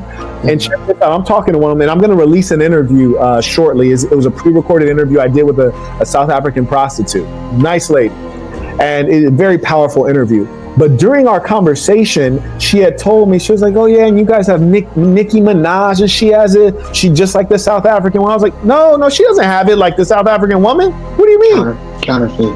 Yeah, I was like, that's injection. She's like, what do you mean? I was like, that's a fake butt. She's like, how do you get a fake butt? I was like, I don't know exactly how they do it, but a scientist, a doctor did it. There's like an injection that's off, just like breast implants. She was like, oh, she couldn't comprehend fake butts because real butts grow organic in South Africa. Everybody got them. You're not special. Listen, when I walk through the mall, dudes don't even look back. I think they just got tired of it. They're immune to it. Man, I'm breaking my neck because it's just everywhere. So I say that to say this. They're watching our culture from a distance, not even comprehending that's a fake butt. Not even comprehending Kim Kardashian is a regular, Caucasian woman with no butt, no lips. Now, any person like Suki Hana or any random ratchet black woman can get on social media, or even Kim Kardashian, which is a fake version of a ratchet black woman, can get on social media and spread filthy, degenerate culture. Now, here's the thing we have to understand. There's more lower class people than there are higher class people, because it's a triangle. The top of the triangle is small. So if the bottom of the triangle, the lower classes, are more numerous, and social media is a form of information distribution that gives everyone access, there's going to be more content creators that express low quality ideas, more degenerate ideas, than there are people that are expressing complex, sophisticated, morally upright ideas. So in the age of social media, all of human culture is going to take a nosedive.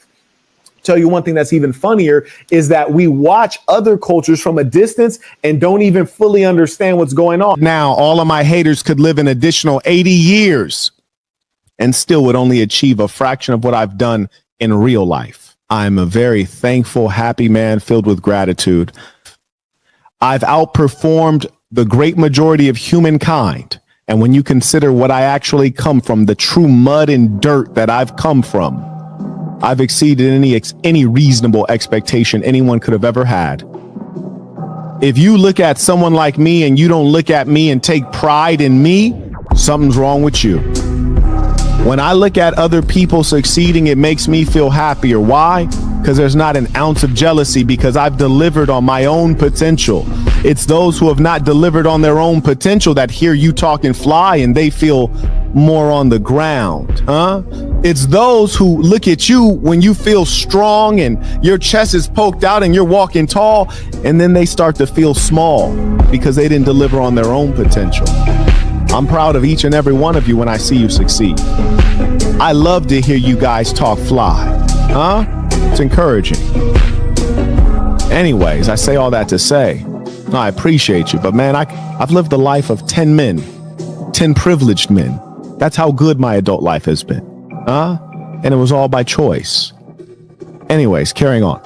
Everything that you see and hear within my message, it's been very organic, and some of it I had to think out, and other parts of it was just sent to me. I remember when I came up with the 3-sentence Bible, because I wanted something that was extraordinarily simple, that people could remember very well, and it's easy to transmit, that is to communicate. And the structure of it, be yourself, be good to yourself, be good to good people. It's so simple, so clear. And if you can remember and execute on it, it will protect you so much and lead you to prosperity and happiness. And I'd asked for that, and I woke up one morning. I remember it like it was yesterday. I woke up one morning, it was right there on my mind, and I wrote it down straight away, and we've been living by it ever since. But the SASN, the Saint and the Sinner Nation, that came from obviously my moniker, the Saint and the Sinner, and the Saint and the Sinner comes from the reality that your boy is not Jesus. You hear me? I'm not Jesus. I'm not the Prophet Muhammad, peace be upon him. These are men, like the Prophet Muhammad is referred to as the best of creation. Jesus is the guy who died for all your sins. These are pure men. I'm different. I understand the good side of life and also the wicked side of life.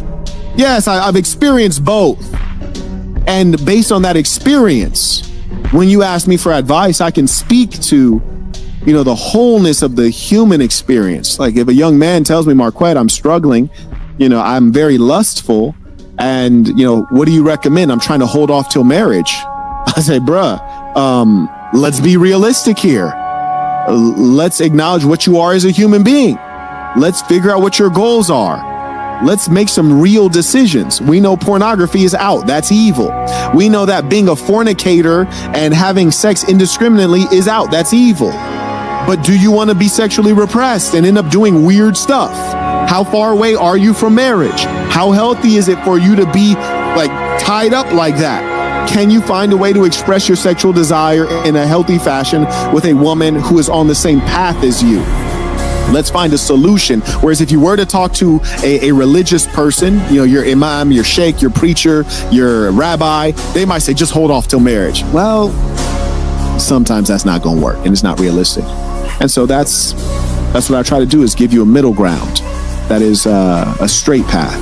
He writes, I love what you're doing, and we'll be purchasing the Master Communicator course. Well, I look forward to seeing you in that course. May I acknowledge Showtime, right? So I just purchased the Master. There you go. This gentleman already did it. So I just purchased the Master Communicator course. One of the things that drew me to you is your speech. Looking forward to the work. I appreciate that. Thank you very much. That means a lot. And much respect to those men who invest in themselves. So I look forward to seeing you in this course. You're definitely going to enjoy it, and love it. Is going to drop some gems on you, things you never thought about. And when you get this information and you execute out in this world, you're going to start seeing this guy, that guy's sharp, that guy knows what's up. And, you're going to be able to see the differences between great men and good men, between extraordinary men and ordinary men. So I look forward to having that experience with you and all of those who have purchased the course. Anyways, may I also acknowledge Reagan, who just became a member at thesasn.com. We welcome you to this thing of ours. Shout out to Tayshawn writes, How and when did you come up with the SASN brand / group? I love what you're doing for men and women alike, and I will be purchasing the Master Communicator course. Peace to the saints. Whatever your sum of money is from your working hours each month, and you're not like, okay, I should allocate this percentage to housing, this percentage to discretionary, going out, seeing the movies, going on dates, this percentage to these things, this percentage to future, investments, things like that. If you don't have a sense of that, you need to buy that. It's on personal finance. Your mom didn't teach you, your dad didn't teach you, and your school didn't have a personal finance course, even though every school should. And drop my IG so that they got some more to hate on, because it's my job. You hear me? I tell all of you guys, it's important that you do your job as a winner so that they can do their job as a loser. It's necessary for you to win so they can lose. They need somebody to lose to. It is one of the most challenging things, especially given the nature of today's society, wherein you have so many broken humans who are mentally unwell.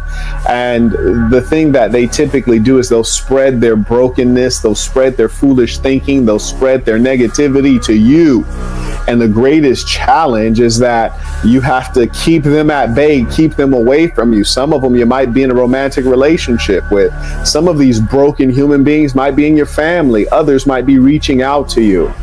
And as my status improves and as my clout grows, I would like to point out some things that are on the path to greater success so that you all can anticipate and be successful. The truth is, in terms of true status and true power and money and earnings, I don't think the social media game is as good as the tech game. You hear me? However, when you're a successful tech entrepreneur, you might be making more money, but you're not getting as much clout and reputation. You're not exposed to as many people. You can go places quietly and people don't know who you are, which I actually find to be quite nice as an introvert. As I'm now getting more clout and notoriety, I'm exposed to more persons. The thing that's really fortunate for myself and others when I was in the tech space is that the people I'm exposed to are generally of higher IQ, better family background, higher income. So I'm exposed to people who are more worthwhile. In the social media space, I'm exposed to the general public, most of whom are underachievers, dimwits, and they want something from you. And I want to give a few notes on how to deal with this, but also a couple notes on success in pursuing it and also dealing with challenges. The first piece, in terms of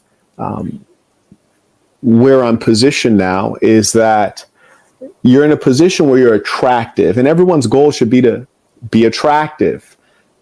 Attractiveness is great. Women come to you, guys want to be you, guys want to do deals with you. People think you have something that they want. Being attractive is a good thing, especially if you can attract the people you want. However, sometimes you become universally attractive and people come to you to get something from you.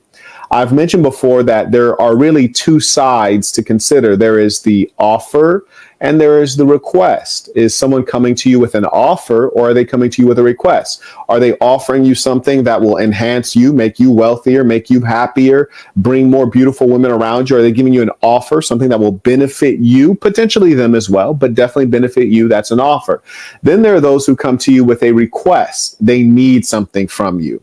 They're broke. They want some money. They want a loan. They want to collaborate. And the funny thing is, when they want to collaborate on something that benefits them, but not you. Most people are going to come to you with a request. And the worst part about it is that these are the people that you absolutely should not work with under any circumstance. These are the people you should be suspicious of, scared of. These are the people who will hurt you, essentially. And the worst trait about these persons is that they don't have any concept of empathy, meaning they haven't considered, well, how does this benefit the other person? They don't have any concept of reciprocity, meaning, can we win together? They're just thinking about how they can win. They don't have any concept of true friendship. They're not coming to you to build a relationship that'll endure. They're coming to you trying to get a quick win, trying to get a come up off of you. And they don't have real intelligence, because intelligence would tell them if this person's successful, they're clearly smart enough to know that what I'm pitching to them isn't going to help them out. It's just going to help me out. So these are all folks you want to keep at bay. I want to tell a true story. People lied when they say Gandhi was nonviolent. Gandhi was nonviolent. Was he really? When you got 1 billion Indians following you, 1 billion with a B, and the white colonizer is the minority, and all these people are following you, and you say, hey, we're going to do a march with 800,000 people. It's a peaceful march. Do you think the people you're marching against aren't looking at 800 as like, shit, that could become a violent march real quick? So what he did was he showed them like, look, I ain't gotta do nothing violent. I got 800,000 niggas behind me. You know what that means. You's a damn fool lying, say that nigga was nonviolent. Then you got an idiot like Martin Luther King who try to pull some Gandhi shit. You's a minority in America. Black people are 12% of the population. The Indians were 99.9% of the population in India. It's different. You don't understand. You cooking right now. You cooking right now. Man, people be bullshit, man, and that's what annoys me. And it's like they try to exaggerate things. And most of these people don't have any intellectual pedigree, and I'm not talking about from schooling. I'm just talking about like the motherfuckers is brainless. You think the American dollar is everything. Hell, you might think the British pound is something. Let me drop a few gems on you. Do you know the strongest currencies in the world are concentrated here in the Middle East? We're talking about the Omani Real. We're talking about the dinar. Yeah, these currencies are stronger than the dollar. So I have to stop doing the segments where I'm really kicking game because people don't support it and people don't understand. I got to start talking about basic stuff like Cat Williams and football and celebrity gossip. I need to stick to the celebrity gossip because it's like, 100 people hear what I'm saying, but only a few really feel me. You dig? Yeah. That's why I don't come on here that often, because sometimes I can't bear to deal with the stupidity. So I can't bear to deal with it sometimes. These low IQ individuals, they're dangerous.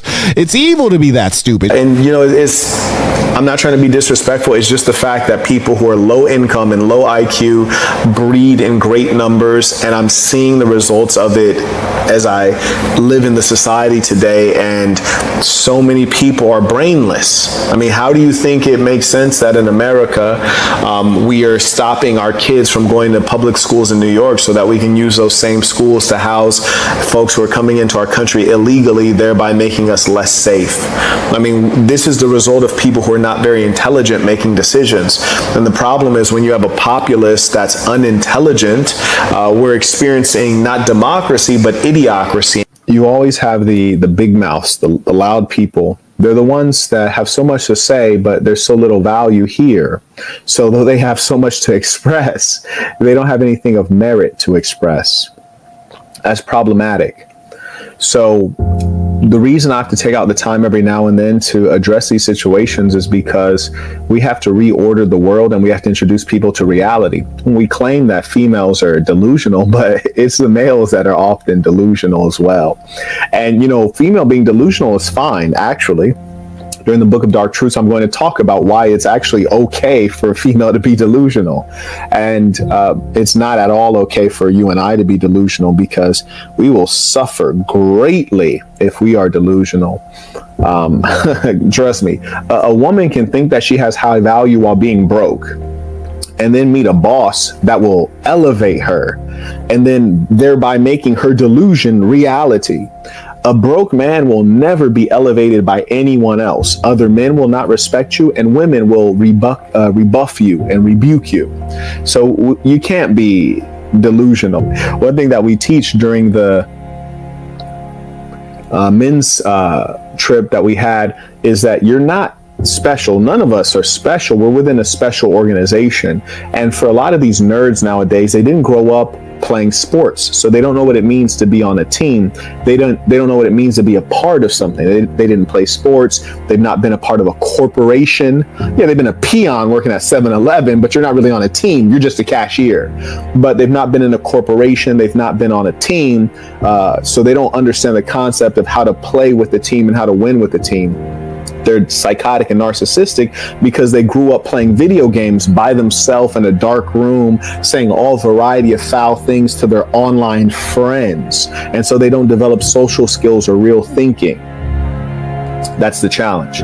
Anyways, let us carry on. Most people are really not ambitious about really making wealth. I can't tell you how often I hear people say they're going to make money, but I know they're lying. And it's not because they don't have the brains, it's because they don't have the willpower. They don't actually want to make money. They're just saying that because in our society, we've been programmed to say that you want to be a millionaire. We've been programmed to say that you want to be financially independent. Most people are comfortable where they're at. That's a fact. And most women, especially who say that they want to earn well, they really don't. What they're operating from is a base of fear. And when I say a base of fear, this is the precise reason that people continue trying to endlessly accumulate money because they think money gives security, which it absolutely does not. Anyone who's made millions of dollars has probably also lost millions of dollars. You've gotten on the horse, you've fallen off of the horse as well. So we realize that there's no security with money, and that's why we keep the money active. We keep the capital active. We keep the money machine spinning, because if the money machines are not spinning, then things are going to dry up for you. It does not make sense that you get taxed on your income. Then you go spend $1. You get taxed on the purchase? Word, you already taxed me. They're stealing from you. Is it to give you basic services?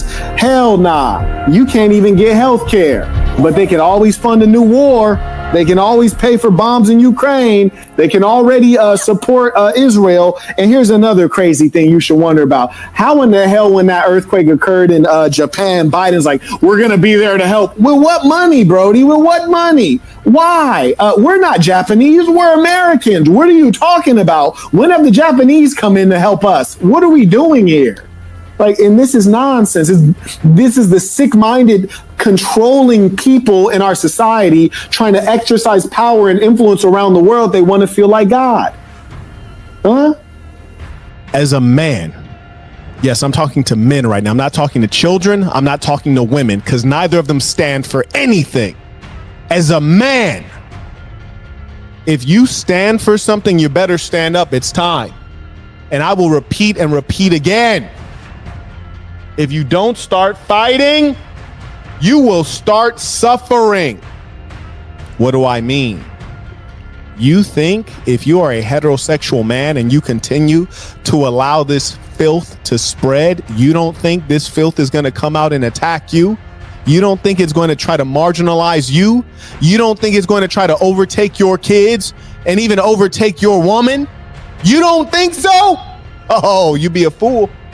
You'll be a fool. This is the real pandemic that we're dealing with. We are not in a time of tolerance. It is time to become intolerant.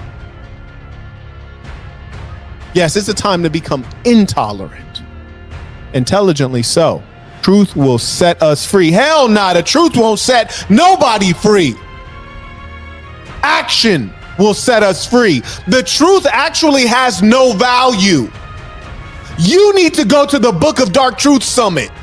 The truth has no damn value. Are you kidding me? A female can tell you she's a man. Brittany Griner. A male can tell you he's a woman. Caitlyn Jenner. What value does the truth have in these dark times? You need to go to the Book of Dark.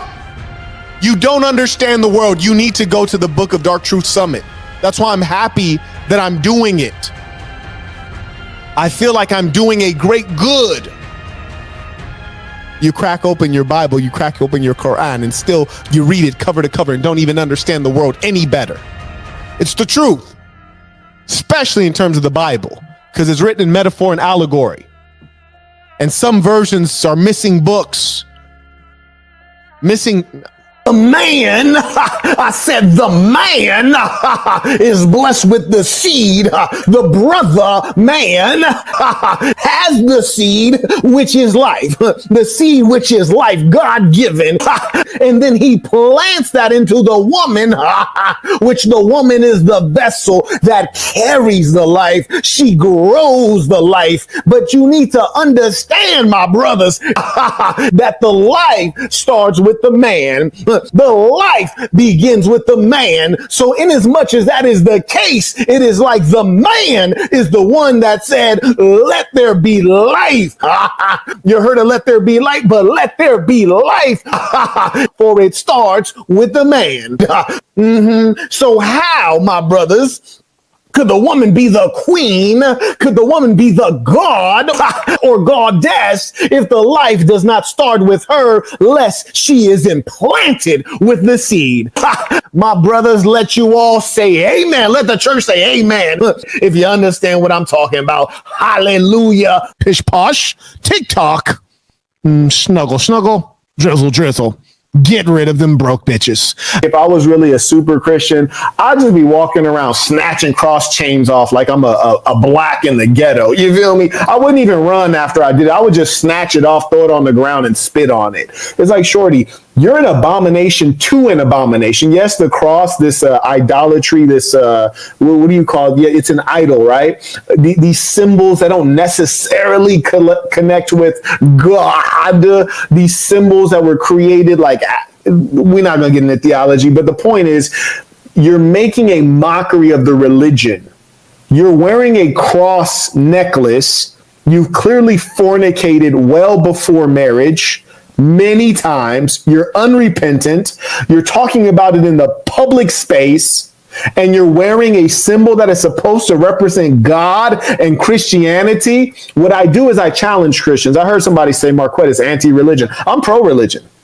I love religion. I think religion is a very healthy thing in a society. I am pro-Christianity. I'm pro-Jehovah's Witness. I'm pro-Mormon. I'm pro-Mennonite. I'm pro-Joanger. I'm pro-76ers. I'm pro-Amish. I'm pro-Muslim.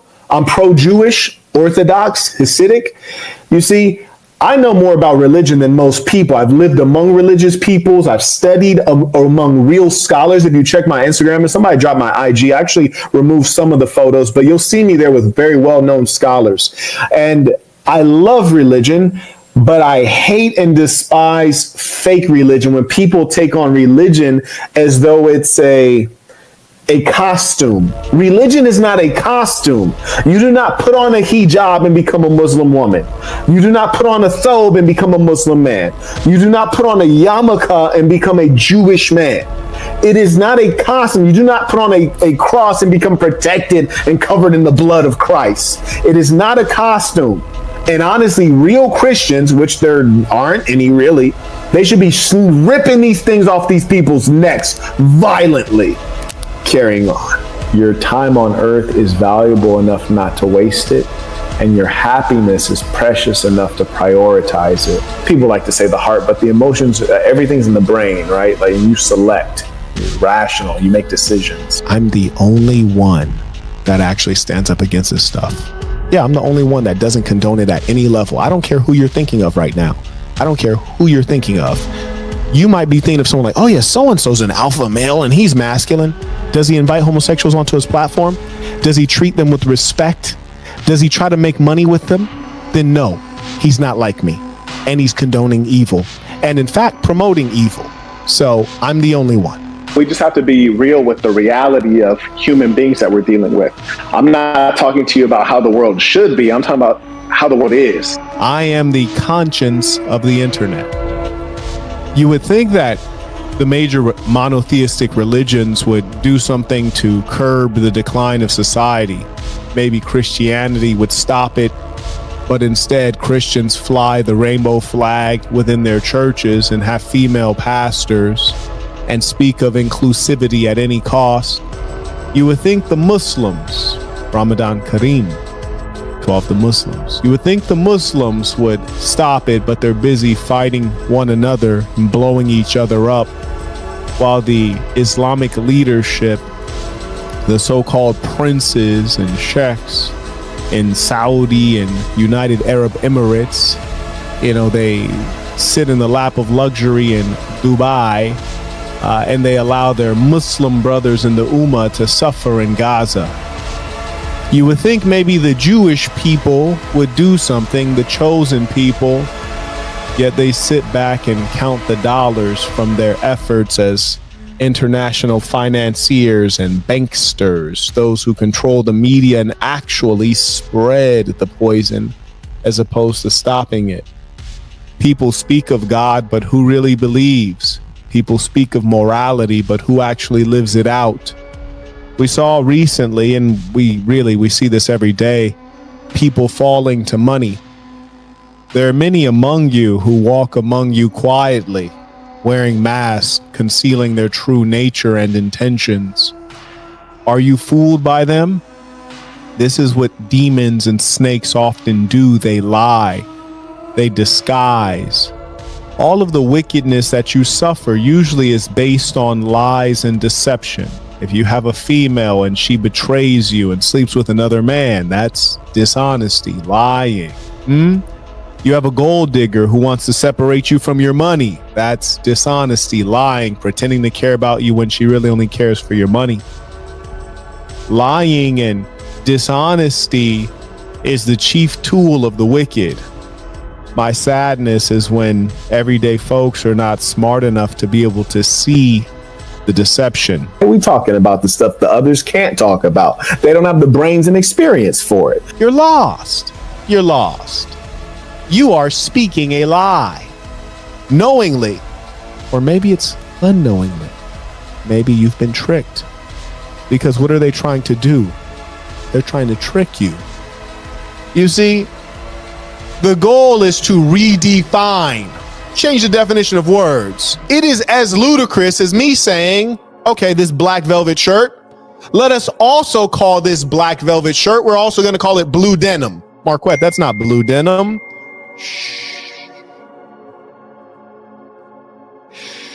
Marquette, that's not blue denim. No. Shh. This is black velvet. It's also blue denim. Shh. That's what's going on. Marquette, that's not a woman. That's a male dressed as a woman. That's not a woman. No, it is a woman. It's a trans woman. Trans woman. Marquette, that's a he. No, it's a she. You're being tricked. The words are being redefined. The words are being redefined. Marriage, this is a word we've always understood. It was defined in religious circles. Marriage between one male, one female. Instead of giving civil unions to those of the same sex who want to engage in same-sex unions, instead of giving them civil unions, which is to acknowledge it's something different, no, they just changed the definition of marriage. Increasingly, we will see things redefined, which means that we will see lies propagated as truth. The question is, do you accept it? When a woman talks to me and she says, oh yeah, no, I'm single, I don't have a partner. I said, partner? What do you mean by that? Then she starts babbling. Then I ask her, do you know where that term comes from? Partner? Oh no, that's just what people say now. Why? Because they're trying to remove gender. Boyfriend, girlfriend, husband, wife. They're trying to remove gender to make that which is abnormal appear normal. So I tell her, I say, this terminology comes from the discourse and the propaganda efforts of the Skittle guzzlers. Do you guzzle Skittles, dear? No, I don't. Are you sure? Yeah, I'm heterosexual. Act like it. Talk like it. You're heterosexual, act like it and talk like it. And it is our responsibility as a man to enforce that. It is our responsibility as men to enforce that. You're in for a long one today, fellas. But as they say, if you can take it up the backside, you can take a joke. And these are just jokes. These are just jokes. But you's a soft nigga, B. You's a soft nigga. What is soft? I was literally, nigga, man. May I speak? And thank you to the real men who stand up. Yeah, if you don't ever stand up, you don't ever make your name known, it's not manly. If you're not a builder in the society, it's not manly. If you don't hold the line in terms of principles and integrity, you're not manly. If you don't keep militants, you're not manly. Can you consider yourself a man if you're scared of failure? It's almost comical to me. You think you should have a woman, but you're scared to approach a woman. And it's even more comical in as much as the female is the weaker of the two genders, so you're scared to approach your weaker counterpart that's smaller than you. I mean, how could she ever have faith that you could be a great leader or protector when you're scared of her? So that's why so much of my work is to prepare men for life, which is much bigger than a woman.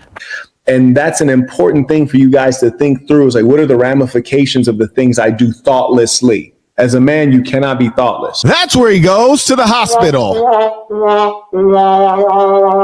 Okay, I'm gonna have to fix my sound effects. They're not labeled, if you're wondering. So remember that sometimes people grow to look at you in a particular way, and there's nothing you can do to change it, even if it's not accurate. I get it. And that's why we're here to bring in education. Boss University. And Boss University takes you to the inner world. What's inside of you? Who are you? What's great about you? How do you manage the self? How do you make sure that you have energy in this marathon called life? How do you control your psychology? How do you self-improve? Boss University is about you making yourself a boss, so that you might be worthy of ruling over others or leading others. It teaches you about entrepreneurship. It teaches you about a lot of things. The Book of Dark Truths is about the outside world. Why did that guy say that? Why did that bad thing happen, but nobody wanted to help afterward? Or why did that bad thing happen and then everybody wanted to help afterward? Why is so-and-so not being honest? Is there ever a time in which I should not be honest? If I were in the curious position of not being honest, how do I do that effectively? Is there ever a time to thug your way through? Book of Dark Truths helps you understand the real world out there. The real world. The Book of Dark Truths is a practical guide to understanding and navigating in the real world. I'll even give you some more game that's covered in the Book of Dark Truths. Well, how do you collaborate with a woman that you're dating? How do you get volunteer labor for your company? Labor you don't have to pay for. How do things evolve over time with regards to your woman and your business, or your woman and your money? What precautions do you take when you move in with a woman? I go through practical, do this, don't do this, don't do this, don't do this. I got a decision matrix on, if you got to make a tough decision, how do I decide which might be the right path? And we explain it and go through it. So it's quite involved. And truth be told, when I tell you, like, look, there's the saints, the real ones, the vetted, verified members. There's the believers. They know, they have knowledge of what is good, and they would like to strive to it, but they don't consistently meet the mark. And then there are the wicked, which is the majority, actually. That's the majority. So I know I'm going into this world where the wicked is the majority, and I'm paying attention. And if you read the book, my book, The Black Box, there's a chapter called Swing First. Read that chapter again. That'll let you know how I deal in this world. Here, guys, thank you for all you do, Mr. Burton. I appreciate it. Thank you. So trip on this. Oh, this is about to blow your mind, and it's about to make some people mad at the same time. Dig it. It is easier for a rich person to believe that you are also rich. Let me know you heard that. It's easier for a poor person to believe that you are also poor. Somebody explain how that works. Tell me how that works right there. Yeah, if you are around a rich person and you seem to be on the same financial level, they're going to take you for being on that same financial level. You don't have to prove it. They're not going to question it. They're going to believe it. You don't even have to say it. They're going to assume it. Conversely, if you're around a poor person and you seem to be well off, or you might say something that would indicate that you're well off, they think you're faking and fronting. They don't believe it. Why is that? Why is that? Why can't they believe? Well, they can't believe because that reality is so far away for them. For them, that reality is far away. And because it's far away for them, then they just can't see it for you because it's so foreign.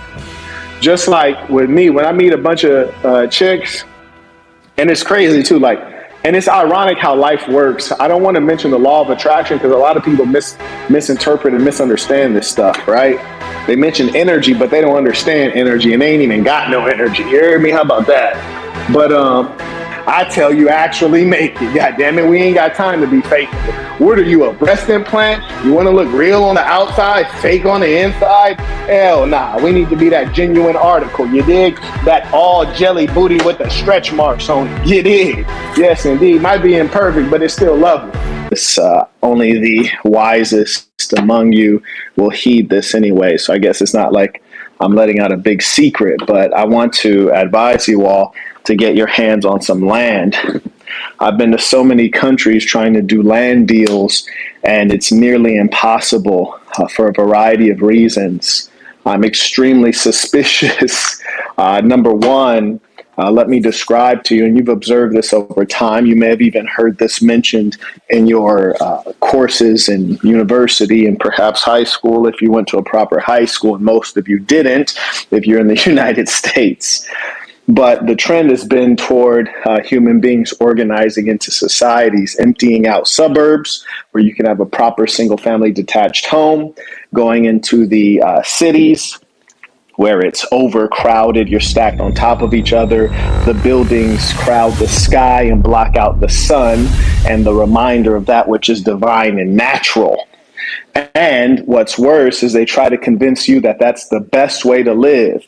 This is, again, marketing, and this leans on the frailty and weakness and human nature and psychology. So, for example, there's so many lies going on. These things are comical to me because I can clearly see the truth. Come on, man. I see through this like glass. This is glass to me. It's so easy.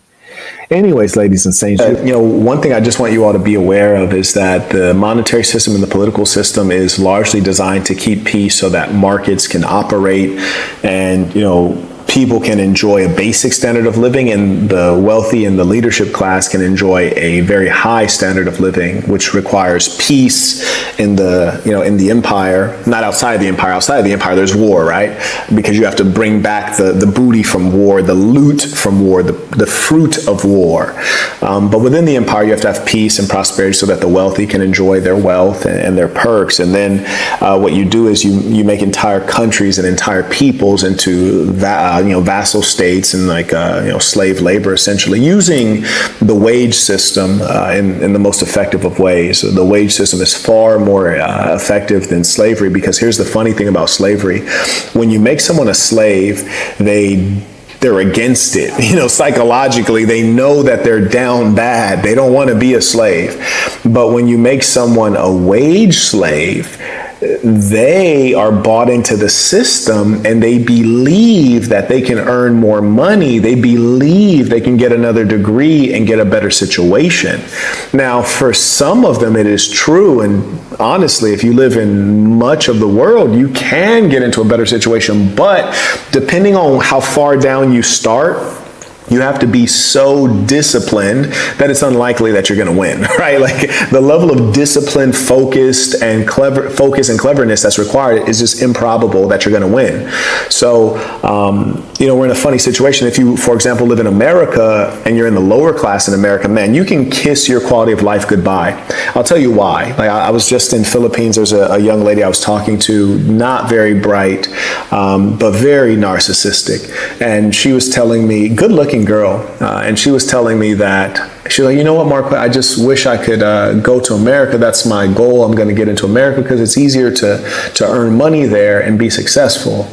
And when she told me this, I was like, that is true. It is easier to earn money. I was like, but honey, if you're stupid in the Philippines, you're still stupid in America. You're going to be broke. Like maybe being broke in America is nicer than being broke in Philippines. I agree. Like I pray if I got to be broke in one of these countries, let me be broke in America. Like, maybe. But you're still going to be broke because you don't have any work ethic. You don't have any significant education. You don't have any level of ambition, and you don't know how to recognize an opportunity if it slapped you in your face. So why do you think you can make it in America where there's people who are more educated, more ambitious, and they're from America and they still ain't made it? Immigrants usually do outperform Americans. That is true. But in her case, she's never going to make it to America, right? Now, here's the other thing. When you're talking about America and the monetary or the quality of life, It's about to decline because you're having an influx of low wage earners, right? Illegal immigrants, illegal aliens, some call them, right? Primarily coming in from Latin America.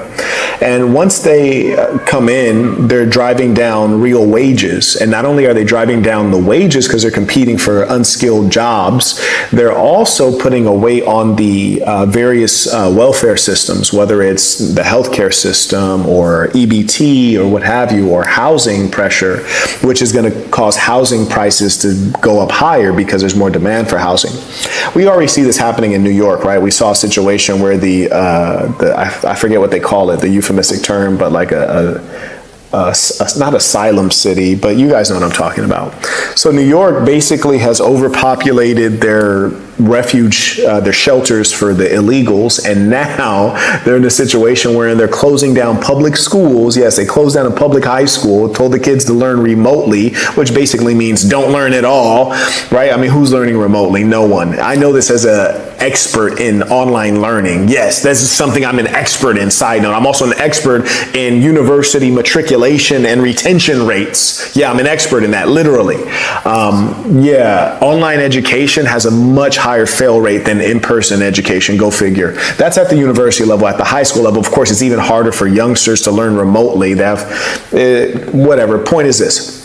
If you're in high school, if you're in a certain high school in New York, you were told to learn remotely because they need to use your high school to house illegal aliens, right? So you're already seeing how your quality of life is declining, particularly if you're a low-income person. You know, low income, you're going to suffer first, and eventually the American middle class is going to suffer. The American upper class is always going to be insulated, right? Like, you don't even know where these people live. You hear me? You don't know where they vacation. You don't know where they live. You don't know what restaurants they eat at. Their life is exclusive and remote from yours. You dig? Like, so they're not going to be impacted by this. And that's why people like AOC, who are multimillionaires, they're fine, degrading the quality of the country. And I don't say this as a person who's anti-immigrant or anti any particular racial or ethnic group. I say this as a person who's traveled around the world and I understand. I just am a person who understands what's going on. So for example, I've been to Mexico many times. Shout out to Mexico. And I have a lot of fans in Mexico. The Mexicans, and it's not Mexicans really that are coming through, it's everybody from Latin America. You hear me? They're going through Mexico, and Mexico letting them go through. Like, bro, like, go ahead. Andale, mami, ia, uh-oh. What's popping tonight? If you got money, Mexico's great. There are parts of Mexico that you go into, and if everything wasn't written in Spanish, you think you're in a nice neighborhood in America, right? Mexico's phenomenal if you have money. People are under the idea that they get to America, that they're just going to get a free ride in a fancy car. And at some level, it's true, but eventually there ain't going to be enough free rides and fancy cars to pass out. And then what happens is that the developed world underdevelops itself. So America becomes like the place that these people were fleeing. That's what will happen. And I know that is what will happen. And there's no level of assimilation going on. There's a reason that certain countries are underdeveloped. And, I used to, when I was an uninformed youth, I used to think it was racism or, white supremacy, but it's not. There are certain cultures that are less than. For example, I was in one particular country and there's a beautiful resort, like A1 resort, like you got to have some money to be here, right? So I'm in this gorgeous resort in a particular country, and there were a lot of signs around that said no spitting. No spitting? What are you talking about? Who's walking around spitting? Well, there is a culture of people where spitting is not frowned upon. Even if you're spitting indoors, spitting into trash cans is not frowned upon in a certain culture. I'm not going to say what it is. Some of you might know if you're sophisticated, well-traveled, or if you're in that culture, you might know what I'm talking about. In America, you never have to put up a sign anywhere inside of a resort, indoors, at a high-end resort that says no spitting. But at this particular resort, you have to put up a sign that says no spitting because there's a certain ethnic group of people that are going to spit, which is disgusting. And they don't think it's disgusting because it's their culture. Now, some cultures are less than other cultures. For example, I find Westerners filthy in as much as they walk inside the house with their shoes on. That's filthy. Each culture has certain features that are fairly despicable. No culture is like across the board superior. I've observed this, but certainly in the ways of capitalism, being civil and things like that, there's some cultures and countries that have an advantage. And if you bring in a high number of persons from a different culture, a lower culture, then they're going to underdevelop your culture. America for some time now has not been forcing assimilation, which is to say, if you want to be in America, figure out what that means. Like, learn what it is to be an American. How stupid are people? Very, actually. Let me answer that myself. Very not smart. Very, extremely not smart. Somebody riddle me that. It makes a grand total of 0 cents. It's about what are we going to do as a man? You know, where will our sources of joy be? How will we provide for our families? How will we protect our families? Protecting our families and our interests is not just about us as individuals. It's about who do we have around us as men? What is our financial structure in terms of our personal spending, our knowledge of personal financial literacy, our nature of work? How does it impact our happiness?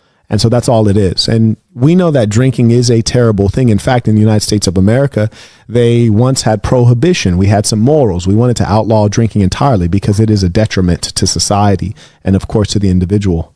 You always have to go forward like a fearless lunatic. Enjoy yourself. Time in life is very precious. So don't worry too much, gentlemen. One of the most important pieces of advice I would give myself, and this is why I wrote my book, The Black Box. The Black Box is a story of a young man trying to make it through life, experiencing challenges and learning lessons and, going through self-doubt. And self-doubt is basically fear, and fear should not be your God. It will devour you. And if I could give myself any bit of advice as a younger man, I would say, don't be scared. Everything's going to work out perfectly.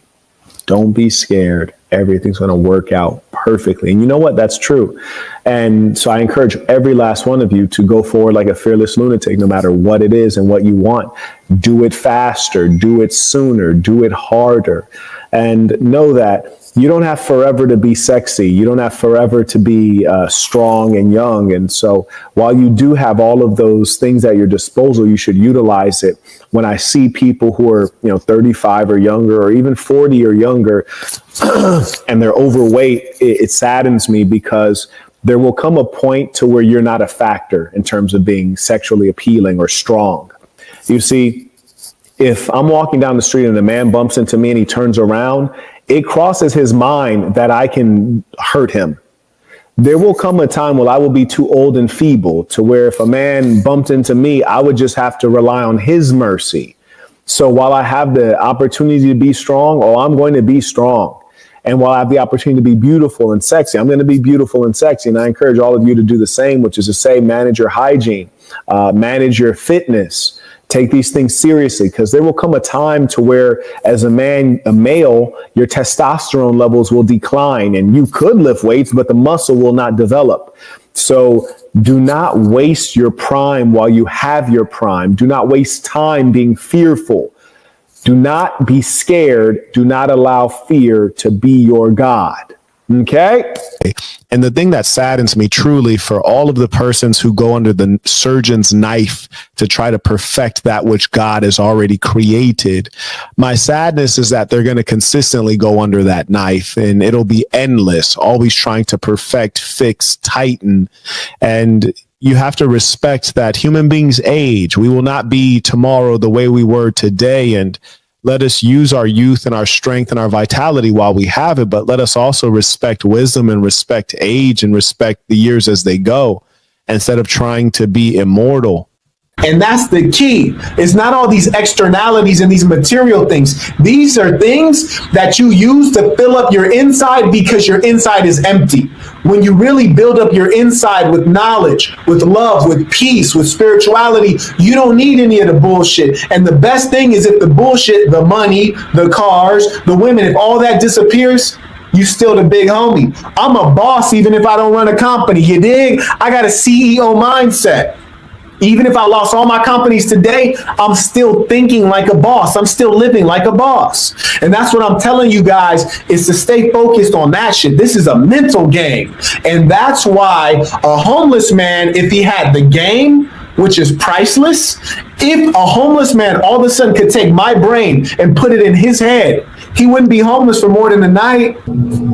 One thing I want to, while I have your attention, that I want to share with you all is I'm often reflecting on happiness, right? How do you maintain happiness? How do you grow happiness? And I often am able to observe the way we take ourselves away from happiness.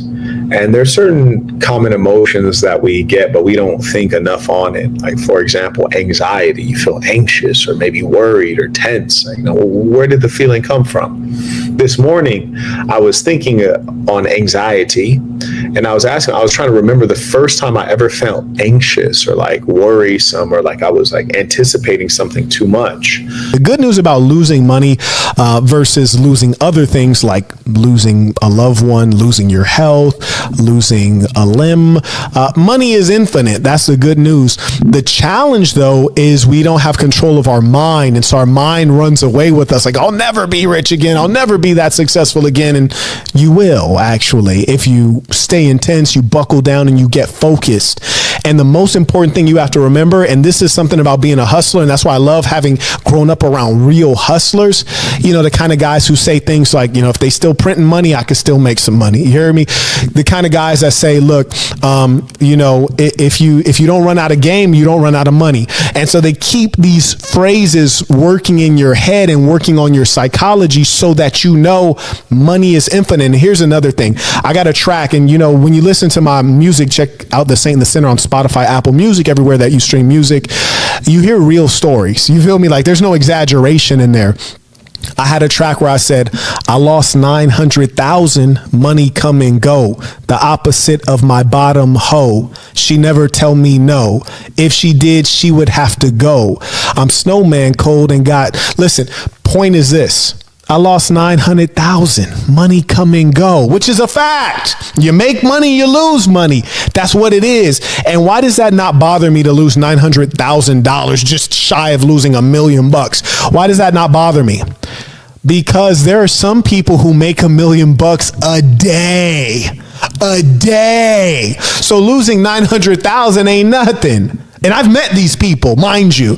When you live in a city like Las Vegas and you got good connections, you get to meet these people. We're in a city that's cash liquid, and we have tons of people, celebrities and stars, that fly in all the time to gamble ridiculous sums of money. And I got good connections. I mean, you guys know how I'm really living.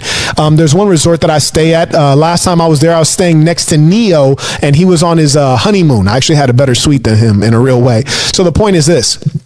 I see these people all the time, and shout out to who's a little Hawaiian looking kid, Bruno Mars. I went to his concert. It was terrible, but shout out to Bruno Mars, because Bruno Mars is always in Vegas, and man, that ball owes so much money to MGM. It's crazy. I wouldn't speak on it except that it's now public news. It's been public news for a couple months, but the point is, should I worry about losing 900,000 when there's people who make $1 million a day? And then my question is, how can I be one of those people who make $1 million a day? How much money did Jeff Bezos make an hour? 900,000. That's nonsense. If I did it once, I can do it again. But anyways, happy people don't focus on tearing down other people. So surely those who would issue a negative word in your direction are unhappy or envious or bored, something that's not good, right? Now, should you feel superior to them? Well, in all likelihood, if you're happier, you are superior to them. But it's important to know that if you find yourself among those who are your inferior, and you're finding yourself among them for a prolonged amount of time, then you could be overrating yourself. My challenge to you and everyone, and to myself, is that if you ever find yourself among your inferiors, you should get out of there like it's a burning building.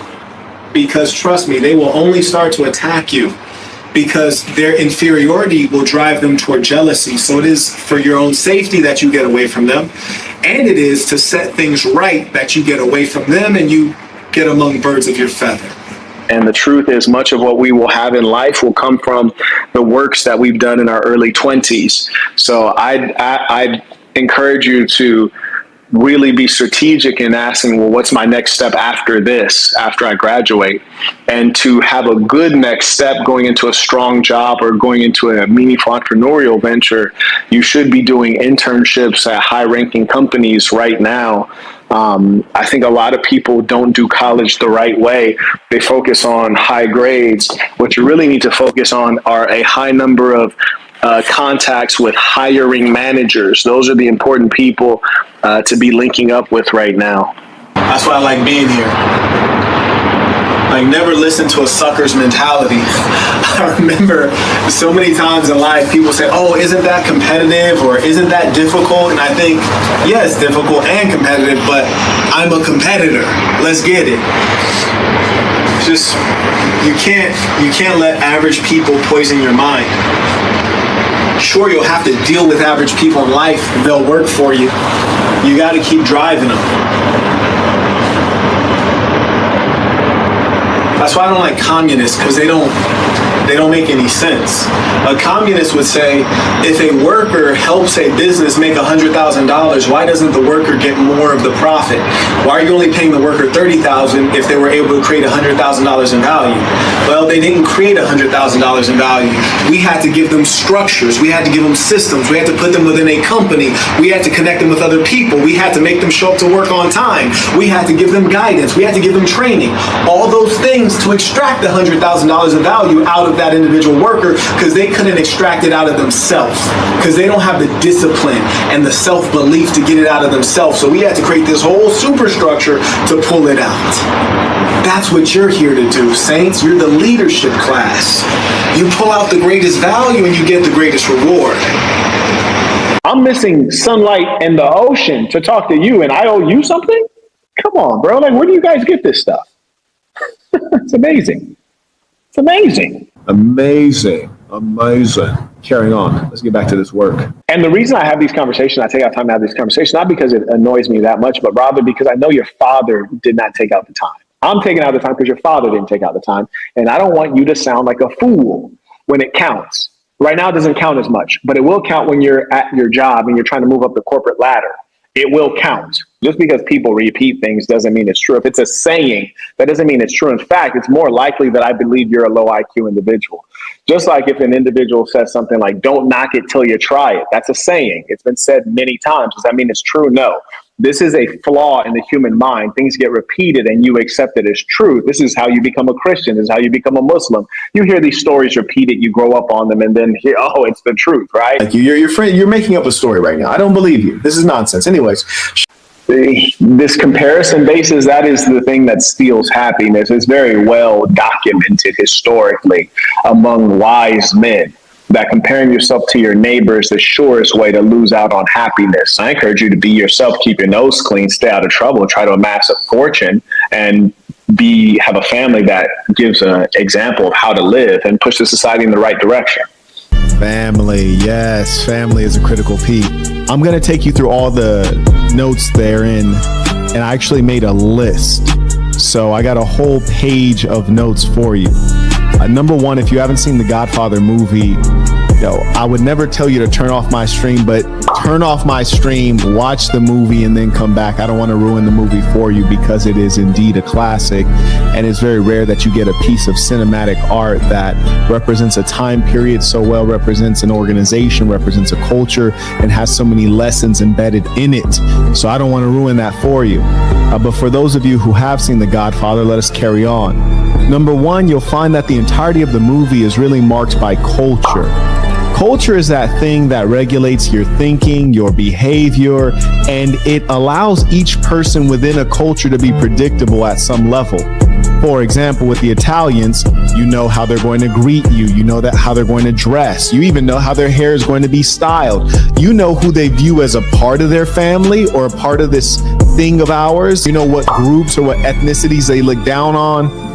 These are all aspects of culture, and you find culture is extremely strong within this movie. But the important thing for us to learn from this is that it's a culture that you self-select into, which really are the most powerful cultures. Because at the end of the day, to be born Vietnamese, Italian, Peruvian, etc., what does that really mean if you didn't choose to be that? And, you know, I appreciate those of you who support the work because I don't get on here babbling. I get on here giving you information that is evergreen. You can look at this information 5 years from now. If you stay sharp out there, you should be able to get a sense of these things. Like, you don't want these things to catch you off guard. That's when it hurts the most. And I often use boxing as a metaphor because it isn't a great metaphor in as much as they say it's the punch that you don't see that will knock you out. It's the punch that you don't see that will hurt you. Similarly, if you did not see that your wife could possibly be an adulterer, a liar, a deceiver, then it's going to hurt all the more because she's torn away a fantasy and torn away a lie that you've sustained yourself on. So I'm encouraging all of you not to be investigators, but to be sharp and to be mindful. And also, you're a man, you're a leader. You are one who is a designer of your life, and design a life where there are fewer opportunities, where human beings have less time to deal with the burden of temptation. So, you know, if you have a woman that's working with a bunch of guys, then we should be trying to design a situation wherein she works in a female-dominated field, or in an office with all women, or she works remotely, or she works for you, or she works with one of the lady saints. That's what you should be trying to design. And Boss University is the lowest cost of all of them. And you guys, if you observe over time, you'll see my sincerity. So Boss University is the lowest cost course of those three that you mentioned.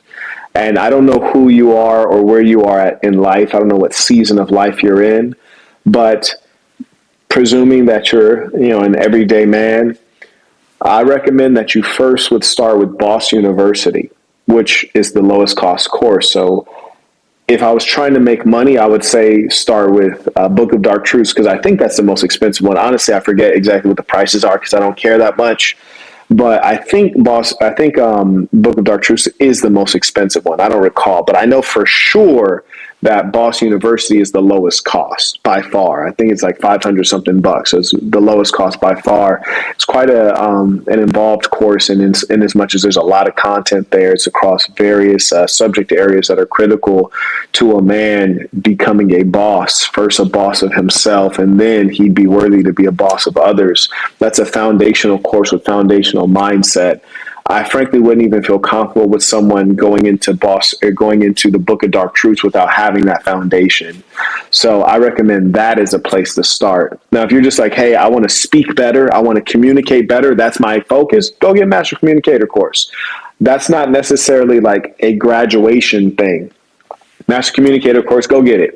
But if you're like, hey, I want to be my best, I would say before you mess with that Book of Dark Truths, start with Boss University. You hear me? Get your foundation, because Book of Dark Truths is some high level stuff. I'll probably even increase the price so people can't afford it. Not people, but so it's cost prohibitive so that people who are not ready for it can't afford it. I'll probably end up doing that because I really stand by the knowledge in there as being very high level. And people who are broke tend to not value themselves. That's why they don't invest in themselves and become better with more education, more training, more skills, more knowledge, better network. And because they don't value themselves and invest in themselves, and they don't have any money anyways, they create a false ideology to, justify their existence and feel good about their low level. So they're like, yeah, that's too expensive. That's a scam. They're scamming people. No, it's not a scam. They're setting a price, and if you want the good or service, then you pay the price. If you don't value the good or service, you don't pay the price. That's all there is to it. It's very simple, just like this shirt, right? If I charge $30 for the shirt, it is what it is. If you like the shirt, pay your $30. If you don't like the shirt, don't pay it. Or if you like the shirt and you think $30 is too much, then don't pay it. It's simple. There's no scamming. And so that's just very dishonest language. It's the language of the poor. Many of you will not be millionaires. Sorry to break the news. Some of you will. Many of you could be. But most of you don't even really want that. But I tell you what you all want. You all want to be happy, and you all can be happy. There is a path to that. You can achieve that on a regular basis. But the moment at which you keep on comparing yourself, your happiness will be stolen from you. And guess who did it? You did it to yourself. But I'll tell you this. I surmise that Every male and female who has less intercourse is more likely to probably have a happy long-term relationship with someone. Less experience is better, especially for the female, So I think that suggesting to a guy that he should go out and have as much intercourse as possible, that's very dangerous, especially to those men who can really get the job done. You know, truth be told, I remember when I was in university, I was really getting a bachelor's degree, play on words. And there were times that I felt like I should have been getting some credit hours because all the chicks I was taking down, you dig? Like, I need some credit hours for this shit. But it was not the right thing to do. Now, did I enjoy moments of it? Yes, I absolutely did. But sustaining that, whether it's physically, mentally, emotionally, it takes a toll. And laying down with low women, they really do steal the various forms of energy from a man. There's nothing worse than associating with a low woman. And we usually do that because of our base and most low desires that are out of control. I'm not saying you shouldn't have intercourse. I think you should. You dig? I think you should, but it's ideal to have it with a woman who loves you, who regards you, whom you know to be clean, whom if all goes wrong, she has something to lose, one who's likely to be a good mother. So that's how we need to channel that energy. But those who would tell you not to have any intercourse, I'm very suspicious of those persons promoting unnatural living. And we see how unnatural living turns out. Look at the Catholic Church. The Catholic Church is filled with predators, you know, mostly of the homosexual variety. And so being repressed is not the answer. And this is precisely why it's important that someone like me is able to give meaningful context and break down the truth of the matter, because it seems as though for views and clicks, it's much more interesting for a commentator like a Candace Owens to have something creepy to talk about rather than the hard facts. The entire concept of Boss University is that you must first be a boss of yourself. What is a boss? A boss can get outcomes. You can get someone to do something. So if you can't get yourself to do certain things, whether it's wake up early, exercise, avoid rich foods, avoid soda, sugars, intoxicants, avoid loose women, if you cannot be the boss of yourself, you will never effectively be the boss of much else. That course is a masterwork. And one thing I want to say, which is radically different from all the persons who create courses on the online space, I'm the only one who actually is professionally trained to be a teacher or an instructor. That's number one. And then number two, I'm giving you courses in something that I am trained to do and have been paid to do, which if I give you business education or if I teach you public speaking, I am the best public speaker on the planet Earth. That's number one.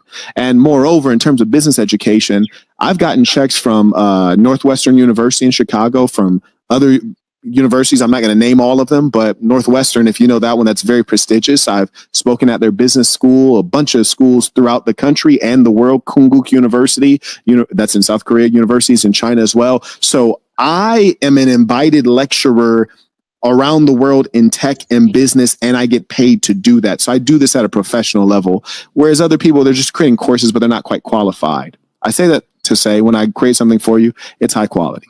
This is why you listen to me. Because I really lived it. You heard me when I talk to you, I tell you true stories. I ain't tell you what I heard or what I seen. I tell you what I experienced and lived. The problem is that people don't know how to operate as a unit, as a family. You can get caught out solo. America taught you wrong. Being an individual is phenomenal. Go into a war as an individual rather than as a army. See what the difference is. You will not win many things as an individual. You have a lot of idiocy on the planet Earth, but let me share some from the Black American community. You hear them say things like, I don't want to do business with friends or family because, I don't want to mix business and pleasure. What? That's stupid.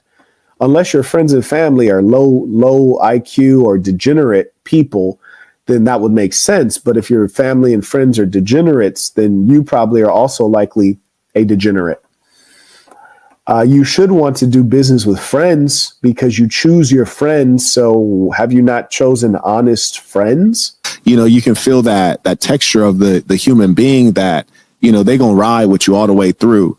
You see, there are people that are similar to you. You know, there's something in you that's also in them. Set some goals that you're serious about. You know, get serious in life. You know, if you seriously want a good woman, you seriously want to make some money, you will leave the behaviors of a child. A child can't have a good woman and maintain it. A child can't have wealth and maintain it. I already did my requisite research. I came in ready to go. You can support using the information below. Obviously, Google is a censorship corporation, which is why I would suggest that you use Cash App or PayPal, or I think there might be a tip URL in the description. In this life, you will be tested with loss of your wealth, loss of your loved ones, loss of your health, many of these things. And some of these challenges are not of your own making. So those are the things that we have to be prepared for and endure them gladly. If y'all can't get that, how are you going to pass a job interview? How are you going to think of a product idea? How are you going to outsmart your competitors? How are you going to lead your woman? How are you going to influence your children? Come on. Those are called the facts, okay? And you have to be on your P's and Q's. I got a live session that I'm going to do within 24 hours, probably much sooner than that. It's going to be, broadly on self-improvement and business and entrepreneurship, but I have some very specific things that I'm going to address that'll be greatly beneficial to all of you. I highly recommend you tune in.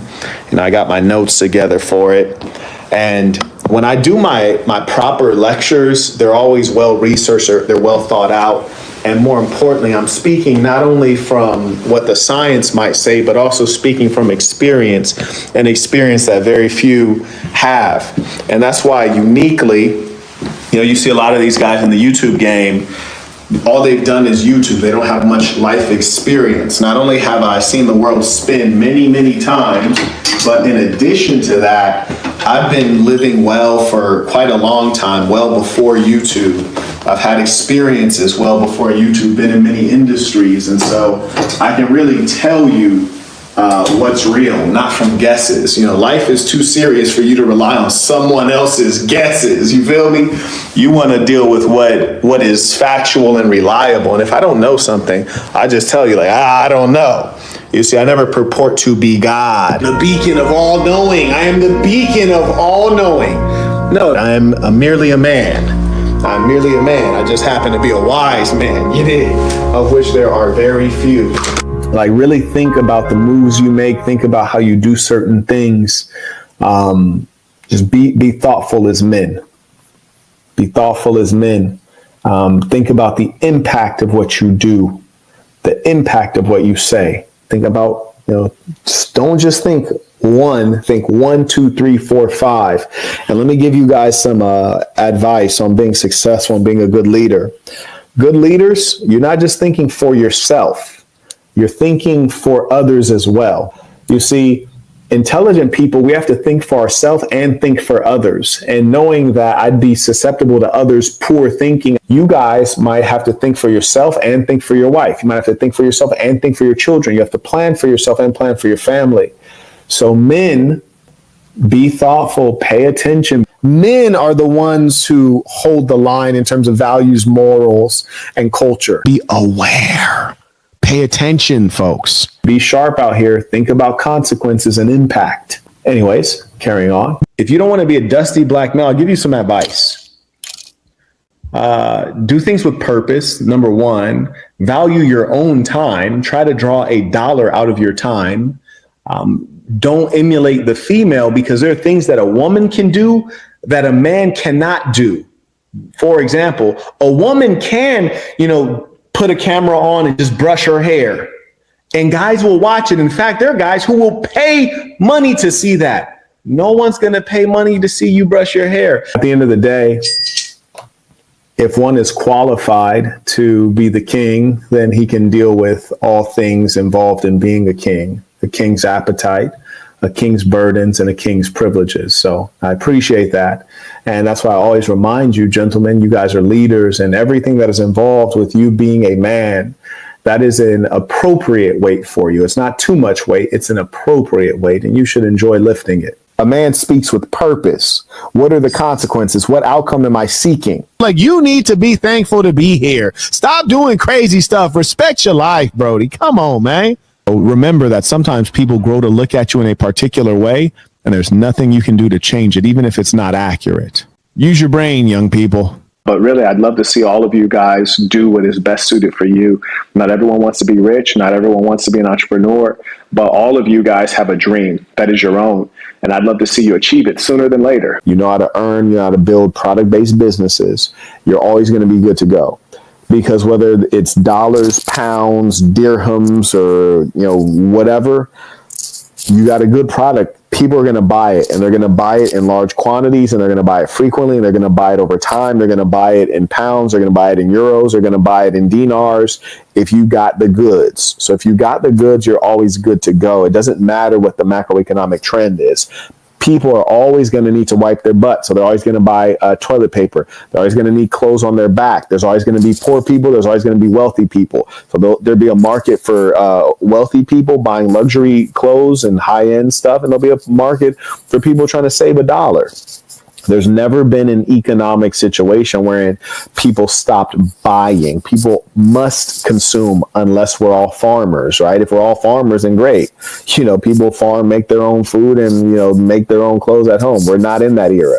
We're in the era of the division of labor, specialized workers. So people must buy. It's a necessity. So the question is, do you have something for them to buy?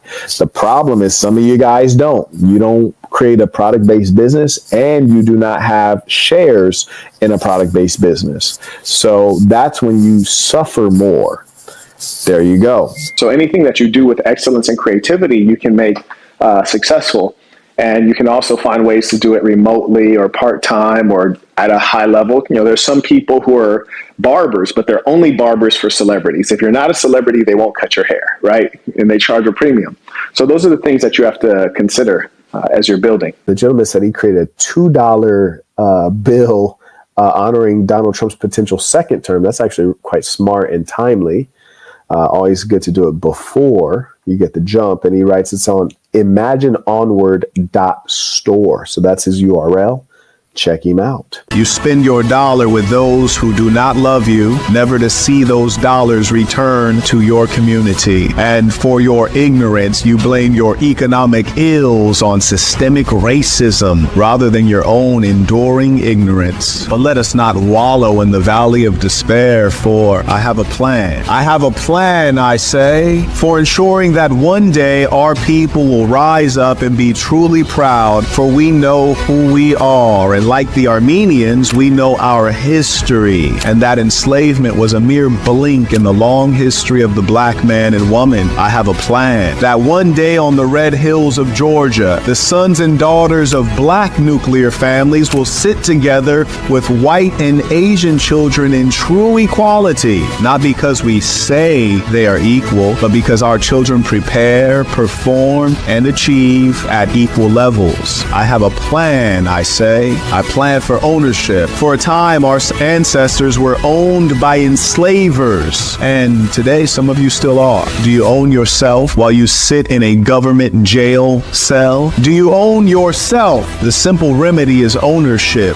Owning yourself, owning the jobs, owning the police force. I have a plan, I say. And to see this plan through, all it takes is intelligent and consistent work. We will be able to hew out of the valley of material lack a stone of hope. With this plan, we will draw on our internal wealth to manifest the material abundance which we have been denied since we arrived on a slave ship named Jesus. Our grandmothers and grandfathers endured the hard part. Sit-ins, incarcerations, marching, and protest demonstrations. We must take the liberty of sitting at the front of the classroom. Above all, the plan is for financial freedom, true ownership. So I invite you to work with me in executing this plan so that the dream is not just a dream. Everything's going to work out. Don't stress. Don't feel like you're struggling. And number two, to enjoy the whole way through. enjoy every moment of it. You won't always have your hair. You won't always have your good looks. You won't always have your strength. You won't always have certain friends. They'll be deceased. So every moment, enjoy it in the present and live it like it's the last one.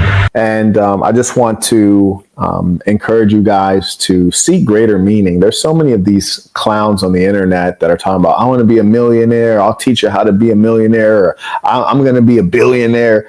It's like, getting money is fantastic. I highly recommend it, but that's not the measure of a man or of anything. So sometimes you go brain dead watching life, forgetting to live life. What I mean is that you should be asking yourself, am I watching life right now, or am I living life? And every time you should be trying to live life. Ladies and saints, let us end this with our tradition. With the creed of the SASN. Repeat after me with full conviction, knowing this is true of you. The creed of the SASN. I am going to be who I truly am. Because I am remarkable. And I'm going to strive every moment To show the greatest part. To show the greatest part. To show the greatest part of who I am. Until next time.